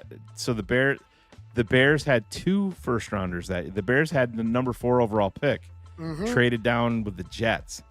Mm-hmm. Was it the Jets? Yeah, I think it was the Jets. Yeah, because they went and got not the Robertson. Robertson. Yeah, Robertson. The defensive tackle. Was it tackle? Yeah, defensive tackle. Whatever. Yeah, but yeah. But the Bears took Michael Haynes. You know who the Bears wanted? Terrell Suggs. No, they wanted Kevin Williams. Oh, I would have liked interior that. defensive lineman from Minnesota. That was the year. Yeah. That was the year that Mike Tice. That's what they skipped their pick on the clock. Yeah. And all hell broke loose. That was who was the big lanky quarterback for Jacksonville? Fuck, played for Marshall. Oh. Leftwich. Byron Leftwich. Yeah, that was he was involved in those picks. The Bears thought they were getting Kevin Williams. Minnesota dropped a couple of picks. They took him. The Bears had to settle for Michael Haynes. And then with their second first-round draft pick, the Bears took Rex Grossman. Mine, Leonard Floyd was mine. I was like, oh my God, why? Yeah. Fuck. You have the fucking left tackle right there. You have the drop. Yeah. I don't give a fuck if he smokes weed. They all smoke weed. I'm with They Love there, man. I was the single maddest I've ever been at an NFL draft when they passed on Randy Moss. Mine was passing on fucking left tackle out of Ole Miss. Yeah. The snorkel smoker,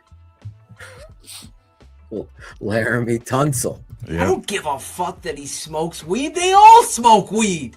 Smoke weed every day. And I was right about that, D. Levine. Fucking asshole. He's what? What did D. Levine do? I don't know. Oh. Didn't feel like TJ Hamler. Oh yeah, I love TJ. Listen, you can't be in this fucking business like we are and not have fucking. It's not TJ Hamler. It was you're talking about the kid from Penn State. Penn State, yeah, Hamler. Yeah, KJ Hamler. KJ. I was a fan of KJ. They don't. Everybody's mark my got wins. misses. Who was my number 1 receiver? Oh. That's right. Another Penn State kid who plays for the Tampa Bay Bucks. How did he do? How did he turn out? I don't think Rick Meyer ever had a touchdown pass as a Bear. Yes, he didn't. Yeah. Fucking Wani. Rick Meyer. There is it's not a 30 for 30, but it's like a look back. It's like it might be a 30 for 30 on the NFL draft. And Randy Mueller was with the Seahawks at the time. And he's like, yeah, we were just sitting there and our phone rings and it's Chicago calling about Rick Meyer. And yeah, he goes, we knew we were going to trade him. And so we're just trying to get, something. Part of draft day is about Wanstead. Yeah, late. Angelo. And Dave Wanstead said, would you take the 7th overall pick for him? And Mueller's like, what? Let me call you right back. And he's like, guys, you're never going to they're offering us the 7th overall pick. They would have given him for a 3rd round pick. And here's the Bears. 7th overall. And you want to know? Would have been Tony Gonzalez. Had the Bears stayed, they were taking Tony Gonzalez, yes. Ivan's getting more upset now. I'm getting pissed.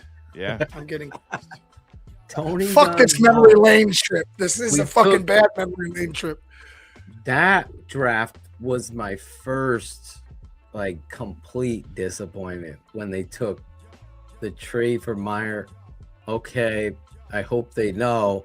And then they took John Allred. Yeah. At the top of the second John round. Lynch's brother-in-law. Brother-in-law. He knocked him out too. Lynch. Yep. Put him in concussion protocol and retirement. It's like the yellow brick road to hell. Everybody complains about Torrey Taylor. Let's not forget that we drafted Todd Sauerbrunn in round 2 out of West Virginia. Yeah, and he was an ass. And he was an asshole too. Round 2, you took a punter. A punter. Actually, Chris, you're right. This was when I was the angriest. I totally have to. I thought it was me celebrating with, what is it? Bears on tap. What was it? Bears on Locked tap. on Bears. Now, host Lauren Cox and I were on the phone together. He's at the draft and calling me. They're on the clock, bro. They traded up. I'm like, oh my God. Yeah, We're getting Watson. We're getting Watson. The Donald Driver thing is just, I don't know if he ever should have been a Bear. Didn't really work that way. Him with the pick. The Bears traded a 7th round draft pick to Green Bay for Glenn Milburn, who actually played well for the Bears as a return man. He had a couple of big returns. He had a couple of big runs for the Bears. But the 7th round draft pick that they sent to Green Bay, they fucking drafted Donald Driver. It's crazy.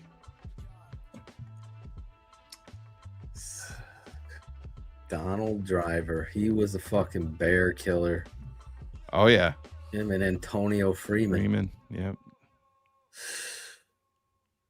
Well, we went down a road of memory lane. Yeah. It's fun. That's what the off season's for. I could do such a deep dive into the Bears old. I'm just doing that. All that shit that I just talked about is literally just from the Dome. I should do a whole fucking show. You should do a TED Talks of Bears. Ivan and I will do it live from the Thousand Islands Bridge. And then at the end of the show, Ivan will just fucking jump. Oh, yeah. It was 1998. The Bears were on the clock looking at Randy Moss. I would score touchdowns and just flip the ball to the ref because of LT. LT would score and he just I would do that because of it. He learned it from feeding Walter. my soul. Yes. It was like a domino effect. Yeah. Yeah. Fuck. I'm still impressed that I got John Wells as a Mike Wells, rather. Big Mike Wells. Who was that other fucking giant white boy D tackle we signed? Yeah, I'm talking about Brad Culpepper. Brad Culpepper. Yeah. That is exactly who I was. I was excited when they brought him in. Brad Culpepper. Yeah. Then we had the big Shane Burton. Yep. I fucking love Shane Burton. Yeah. Like, this guy plays hard every Didn't he down. have like the Mike Glennon style neck? Yeah, Shane he Burton. was huge. I think he was like 6'5". But the biggest football player I've ever witnessed live or in person, Yeah. Ted Washington. I just have never seen a human being that big, that strong, that enormous move like he moved. But he looked like he couldn't move. I will say this. If you go back, I have a DVD library of old Bears games. You should digitize it. It is. They're all on DVD. I Those mean- are digital. You mean put them on like a hard drive? I don't have that much time. Stream it. Like, Yeah. is that digital? DVDs are digital? What do you think? Digital video. What do you think the D stands for? Yeah, digital video what? It doesn't stand for dum dum. Digital video what? What does DVD stand for? Somebody will Digital have it. video disc. Oh, there you go. That's what it is. It's you. Man, what do you mean? Look at me. But if It's you just- go back to so all right, let me add here's some trivia. I'm saying upload it so you can No, I know. stream it. The Bears drafted Curtis Enis, the 5th overall pick, 1998. He was a rookie holdout, didn't sign his contract, so he missed a lot of time as a rookie in training camp. The Bears, to put pressure on Enis to sign, went out and signed a running back in training camp. Do you remember who it was? Edgar Bennett. I know who it is. No. Do you want me to say it? Oh, is it Allen? James Allen? No. No. Byron Bam Morris. Yeah. And he was coming off like a fucking drug arrest. Oh, that's awesome. Yeah, he was. But I if like you go Bear down. So if you go back and watch Curtis Enis's first few games in the NFL, he started to play like lead, like big dog franchise caliber running back, and then he tore his knee against the Rams in Chicago. Wasn't and it like he was jumping into the Yeah, end zone and he got he- hit in the kneecap? Yeah, well, he wasn't going in the. He never scored a touchdown until year 2. And that was against Kansas City, and he fucking posed like a supermodel, laying on his side, and he was like 40 pounds lighter, and he changed. He went from number 39 to number 44 in year 2, and he was skinny.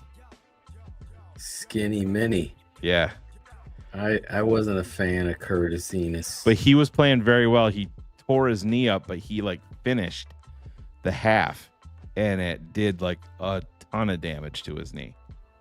And he's like, yeah, I felt all this popping and grinding and all of this shit. And yeah, Sounds fucked like him a all up. fucking Bullets late night party. Popping and grinding. Yeah. Gabe Gabe Kareem. Funny Noodle Gabe. legs, Gabe. Funny Gabe Kareem. So that was what, 2012 Don't worry, Ron G and Kerry Franklin are trying to take us to Gabe Kareem's or 2011, pizza whatever it was. restaurant chain. The year the draft that the Bears took Kareem. That was, I can't remember the guy's name that was helping out the Bears in the front office. He came from Seattle. But they showed footage from the Bears war room, and everybody in the war room, nobody fucking had any idea the Bears are on the clock. And like one of the guys in the war room's like, well, who are we even considering at this point? The Bears were like number 25 overall or something like that. And the guy's name from Seattle that was in the Bears front office for a couple of years turns around and he goes, Amy. So it was like everybody in the fucking, nobody had a Gary fucking would go clue. in his own area. Yeah. And make the Well, don't call you remember, from there. Phil, we did at the old network, we did a couple of shows with Greg Gabriel. Yes. Remember how that fucked the Bears over? Greg Gabriel was on the phone with running back James Starks out of the University of Buffalo. Greg Gabriel was a Buffalo guy, Buffalo native. So he was excited. They let him make the call to tell James Stark that he was going to be drafted by the Bears. Greg was on the phone telling James Starks that they were drafting him. Stark's family's going fucking crazy. And fucking Jerry Angelo was in his office in a completely separate room. And I believe it was it Dan Lefevre, the quarterback? Dan Lefevre. Jerry Angelo pivoted, never told Central Greg, Michigan, and drafted Dan Lefevre while Greg Gabriel was on the fucking phone with James Starks. Who had the better career? James Starks killed the Bears. Oh, number 44. James Starks. Karma bit us. That's going to drive me nuts who that Seattle Jerry executive, Angelo. the Seattle exec was that worked for the Bears. Didn't Gabe Karimi's family have a pizza restaurant in Illinois? Where was he from? I swear I remember they owned a pizza place. Now he's going back delivering pizzas for his family. Fucking Gabe Karimi. Yeah, I don't know. Someone in the chat, Sean. Gabe Karimi's pizza place. The family owned a pizza place.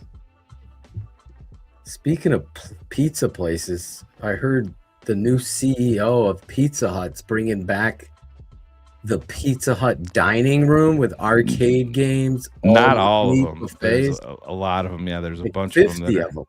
Yeah.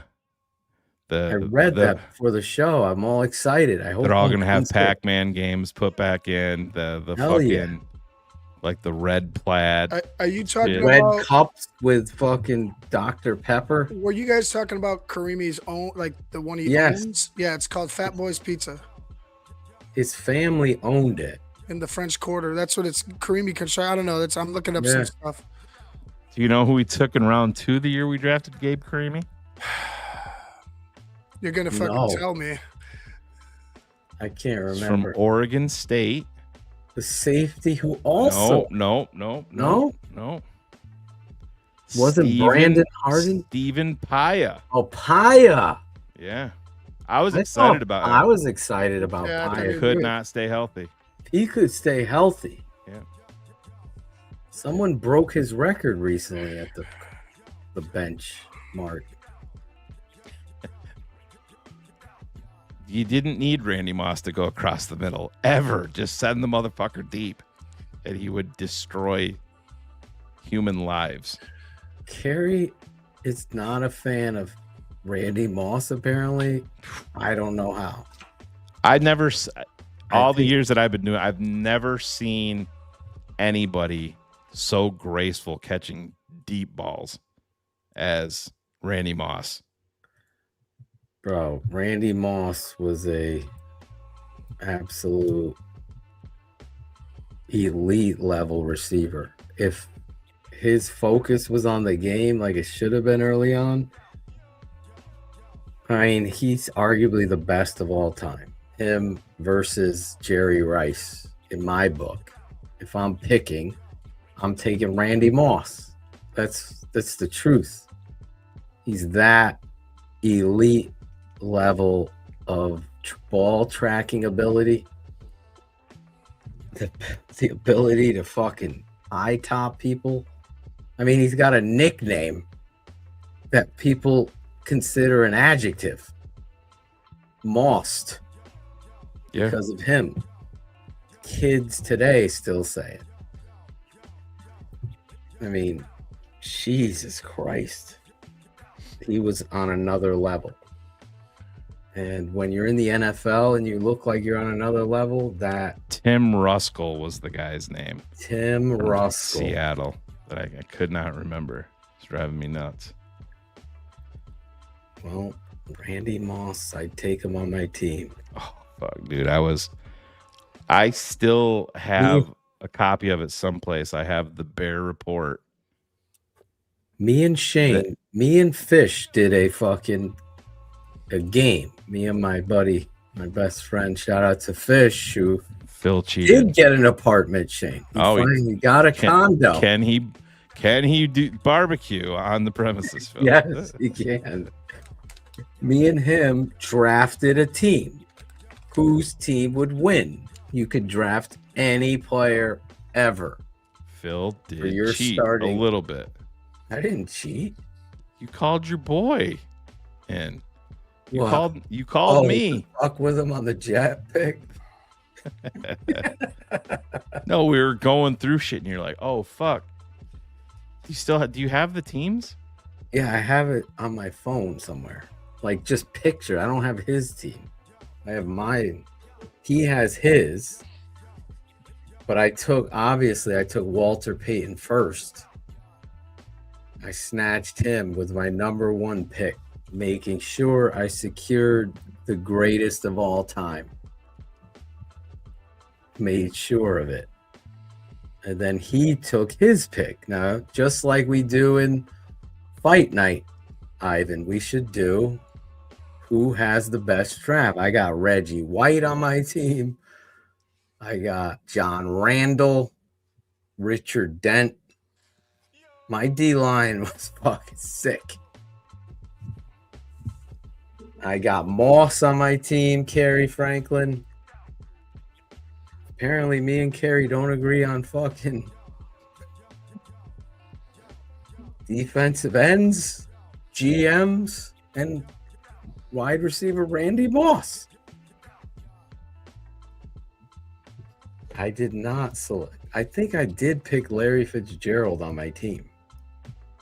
I'm going to have to go back and reveal it. We can bring on Coach Fish. He can be a GM of his team. Ivan could be his GM. We know he's going to try to get LaDainian Tomlinson now, Shane. So you can beat him to the punch. Ivan made me take over the banners tonight. Yeah. I just thought I'd ignore you. It's only fucking May, for God's sake. Season's not even halfway through. The Cubs can win 6 in a row, and we're talking about them again. That's the problem. They've won 10 in a row twice this year, but now they're just. Now, how many have they They're lost? wildly injured, though.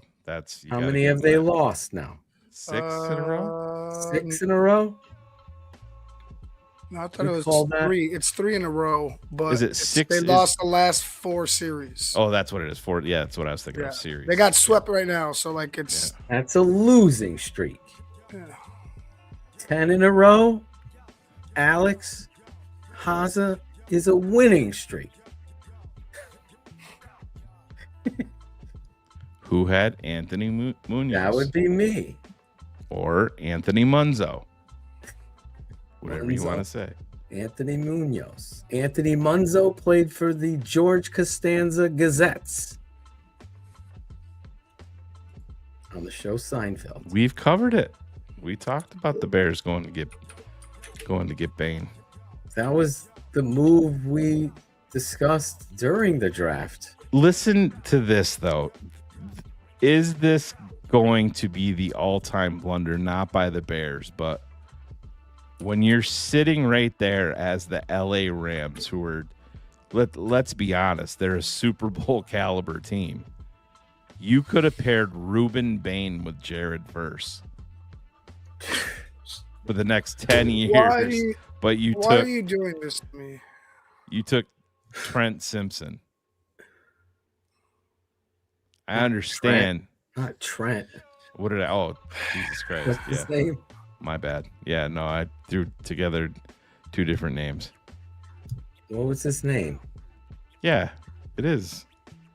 Jesus. Is it Trent? It's not Trent. What is his name? My quarterback.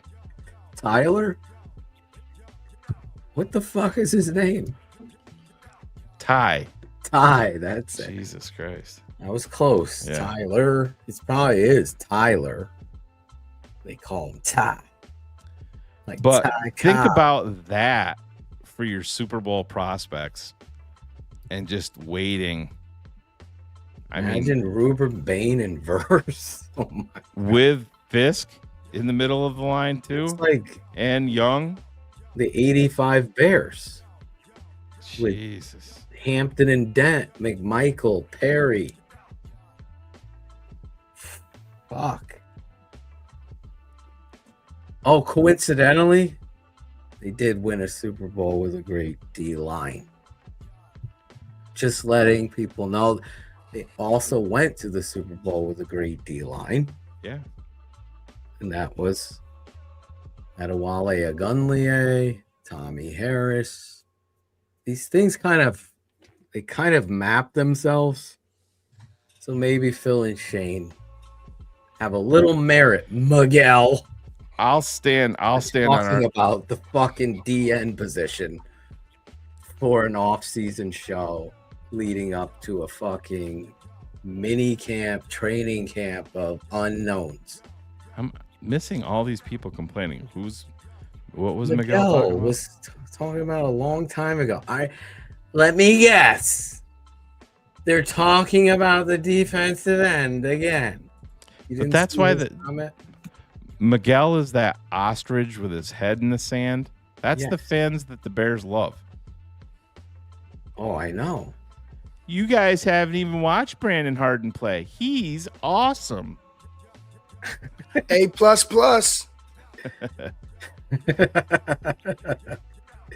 I'll stand on our record. I'll say that. I've had my epic whiffs, just like everybody has, but I'll stand on my record. I know I have more hits than misses. So that's where I stand. Now, where are we going to stand? I still remember some of these same fucking now bandwagon Caleb fans telling me Miller Moss is a better quarterback. Just look at what he's doing at USC in that playoff game or whatever, the bowl game. And now he's a Bear. And now he's a backup undrafted Bear. Like, you can't. Oh, by the way, his tape is in the file. The Miller Moss tape. Chris Harold reached out to me. I had him throw it in there. Chris Harold. Shout out to Chris Harold. Just because. The man, the myth, the legend. I still can't believe these fucking assholes are sitting there eating Garrett's popcorn, rubbing it in my face, and didn't have the decency to mail me something. They sent me some. You didn't get yours? No. I got like a fucking 5-gallon bucket. It's a fucking shit show, bro. I could just smell the Garrett's pop. I'm like, I gotta get that popcorn. Get that Chicago mix. I've never seen a fucking popcorn kernel it's like literally bigger than a quarter. That shit wouldn't last in my house for 10 minutes with my kids. Daughter? Oh, both of them. Well, Riley's a everyone's going in for handfuls, bro. Oh, fuck. It's like that first taste of the caramel and the cheese together. Yeah. If you're new to it, is like, you're like, I don't know. Ooh, and then you find yourself. Carrie's talking his shit, Phil. Yeah, of course it was so fucking good, Phil. I have Garrett Pop anxiety, Carrie. Like your dog has anxiety when you leave. When you show me popcorn, that's crossing the fucking line. You better send a fucking bag of popcorn. But like I get said, a bucket. You want a bag. Mix, do they call it the Chicago mix or the Garrett's mix with the? That's a Chicago mix. The cheese and the caramel is. I can pull Steph in here, cause she'll eat it more than me. It's like crack. Like you're addicted to that shit. There it is, Garrett's Pop. Oh, you can buy it online? Yeah, Carrie just said, "Tell this cheap fuck to order his own." He just texted me. Well, is it fresh or is it coming from Pennsylvania? It's coming from Chicago, you dumbass. I hope. Do you know that the D in Oh, yeah. DVD Like, stands they for don't digital? lie to us. They don't lie to us. They Fucking- ate Garrett's you see the popcorn. strawberries? They're not even real. Popcorn. They ate Garrett's popcorn in the lunar module, and they landed on the moon. Exactly.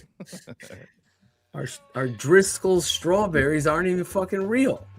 Phil, what about the coconut macaroon? Not gonna try. Me either. That does not sound Not appealing. trying it. I mean, maybe I'd try it if there was a taste test there. Bill would try it if you sent it to him for free and somebody. No. This should have been sent when the rub in the face at the Sox game. See, Phil, we're good fathers. We deserve Garrett's Oh, Father's yeah, Day there is a special. Father's Day special, Steph. God damn it, Steph. Come on, Wendy. Where's Step Wendy? up. Put your spectacles on. How much are they selling? $50? $125. For what? For the, That's why I'm saying they send it from the store. Oh, I read that wrong. I saw $125 for the three-way. I'm like, that's not that bad. But they're talking popcorn. Totally. Damn, bro. I'm thinking it's like $25. Think fucking. Well, here's 50. Does that include shipping? Or are they gonna I fucking would doubt tack it. on that shit? What's the app? You can do a family only party paying- kit. Fuck. Oh, so Garrett should be our sponsor here. So there it is. It's for 104 cups. Jesus. It's a So is lot. that It's too much. Don't one say shit. regular cup of popcorn is one fucking handful for Phil. 100%. I don't like the three-way split. You're either giving me a butter pack like bag. See, that's what my son does. He used to pull. He'd get the three-way split. He'd pull the fucking divider out. Yeah, So it'd all be mixed in. I don't want the butter with the cheese and the caramel. The No, he butter didn't- would have to be pulled He gave out. zero fucks. He's a He just will eat it all. He's a fucking animal. Yeah. This woman at the fucking movie theater taught me a hack. She put her straw in the popcorn and ran the butter thing down to the bottom. Yeah. Run it right through the straw to the bottom to get the butter down there because they're no longer buttering your popcorn. You got to do it yourself now. If you want to spend a shitload of money, just take your kids to the fucking movies. 100%, bro. Holy fuck. It's crazy. It's like $100, $150 trip now. I'm those parents that are buying fucking candy at the dollar store. Steph's fucking packing it in like we're fucking drug mules. Emerson wanted to go see you saw the movie, Phil. What was it called? The one with the fucking beavers. Yeah, the beaver. Oh, Hipsters man. or something like the Hopsters. Something like Something that. hop. Yeah, it was pretty good. Yeah, so we got like 35 minutes in. She's like tugging on my left elbow. She's like, Daddy. I'm like, what, babe? She's like, would you care if I just put my head on your lap and fell asleep? I'm like, are you fucking... No. Yes, I would care. Eat this fucking trough of popcorn that I bought you. Drink this fucking 7-gallon bucket of fucking juice that you have. You need... Shane's giving her a fucking wake-up drink, like a Mountain Dew. Drink this Mountain Dew, sweetie. She's up and perked up in a second. Oh, my God. Jam Gertie. says Gertie's Gourmet Pop. We call bullshit, Jam. You send one to me and we'll send one to Phil, and we will see if you're right. I'm a popcorn fanatic. So even everyone at my job knows. I almost have popcorn every other day. I can't do Pellegrino, man. I think it would take me like a solid 2 weeks. Pellegrino to get used to it. Can you drink it, Ivan? Yeah. Really? Yeah. I tasted it, but it's not my thing at all. Yeah, me either. Once I turned and looked at this lady, she fucking brought in microwave popcorn. That's over the fucking line.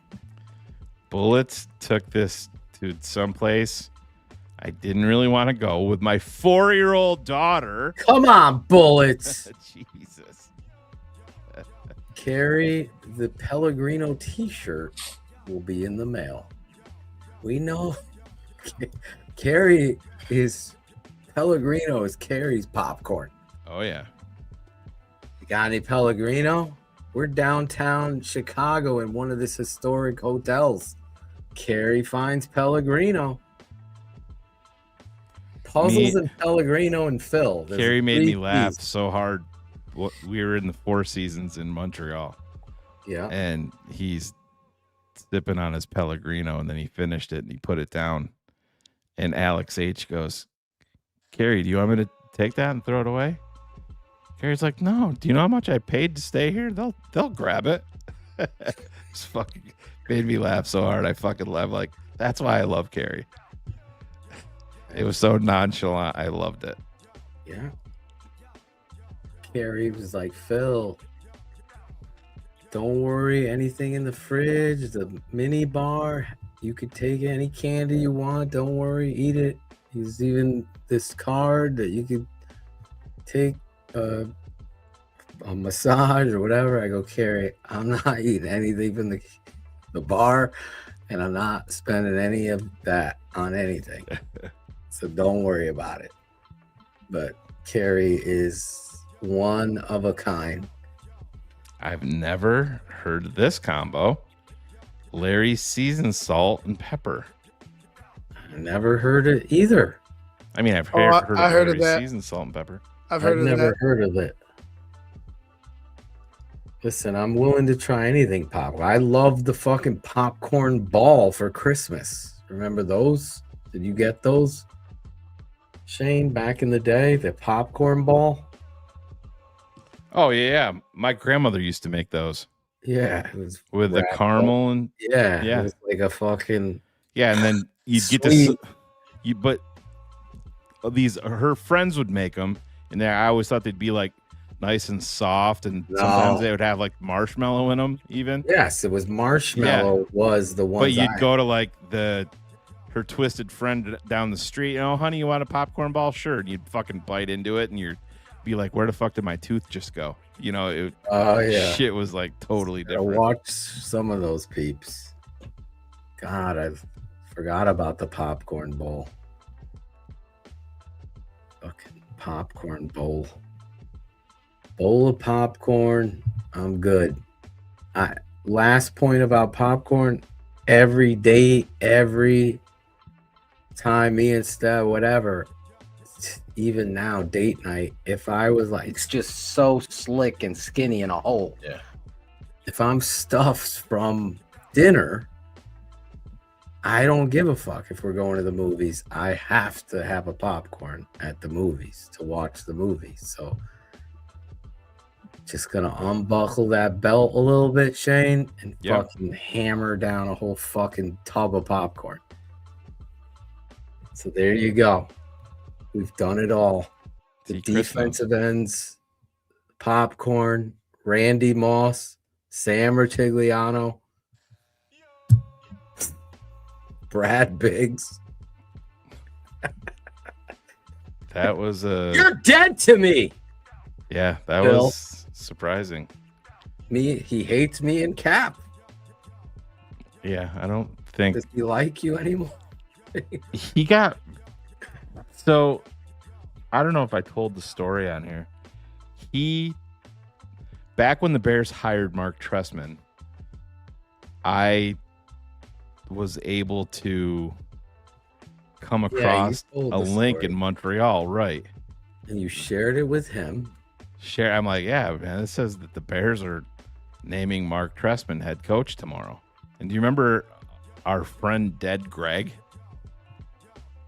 from CB Fans?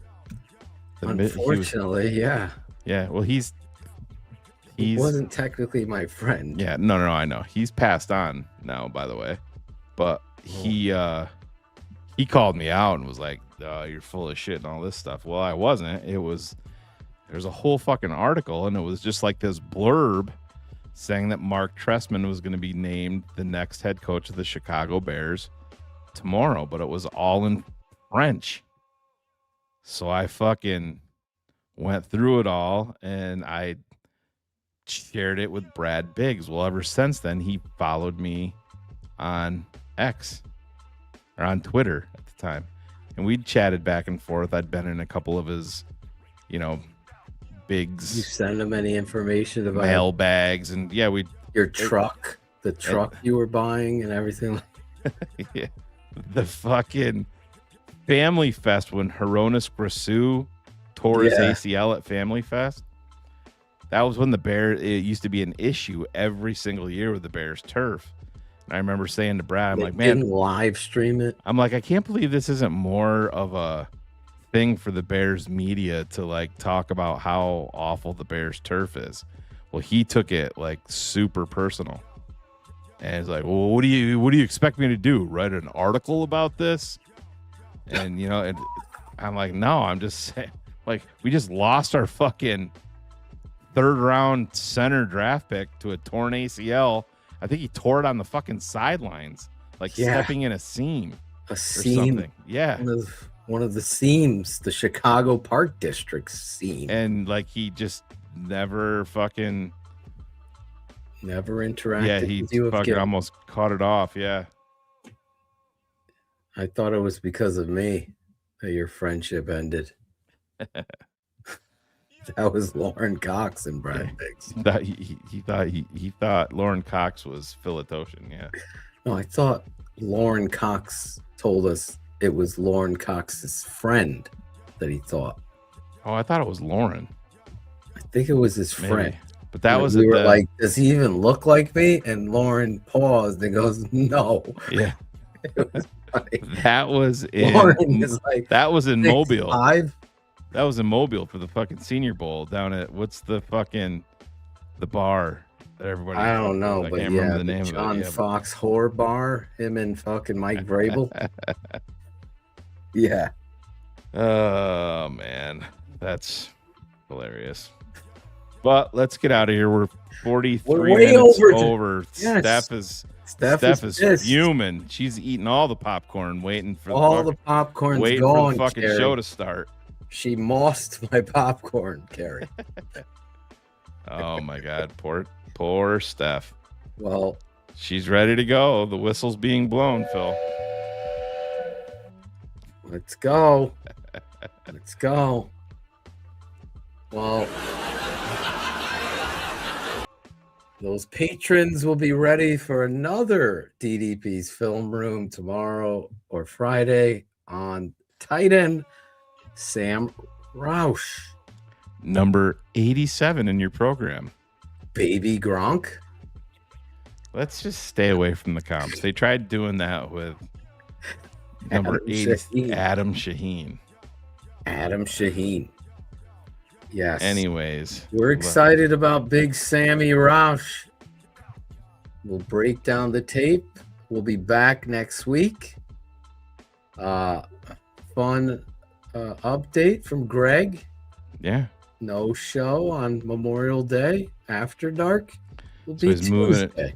Yeah, he gave us Monday off just to make us work. Monday off. He's like, you guys have busted your ass. I'm going to give you Monday off, but I'm going to need you to come back on Tuesday and work for free again on CHGO. On CHGO's best show. But you know why they have us back, Phil? Because the tape, It never lies. It never lies. Peter King with NBC Sports here. Just have one thing to say. The tape never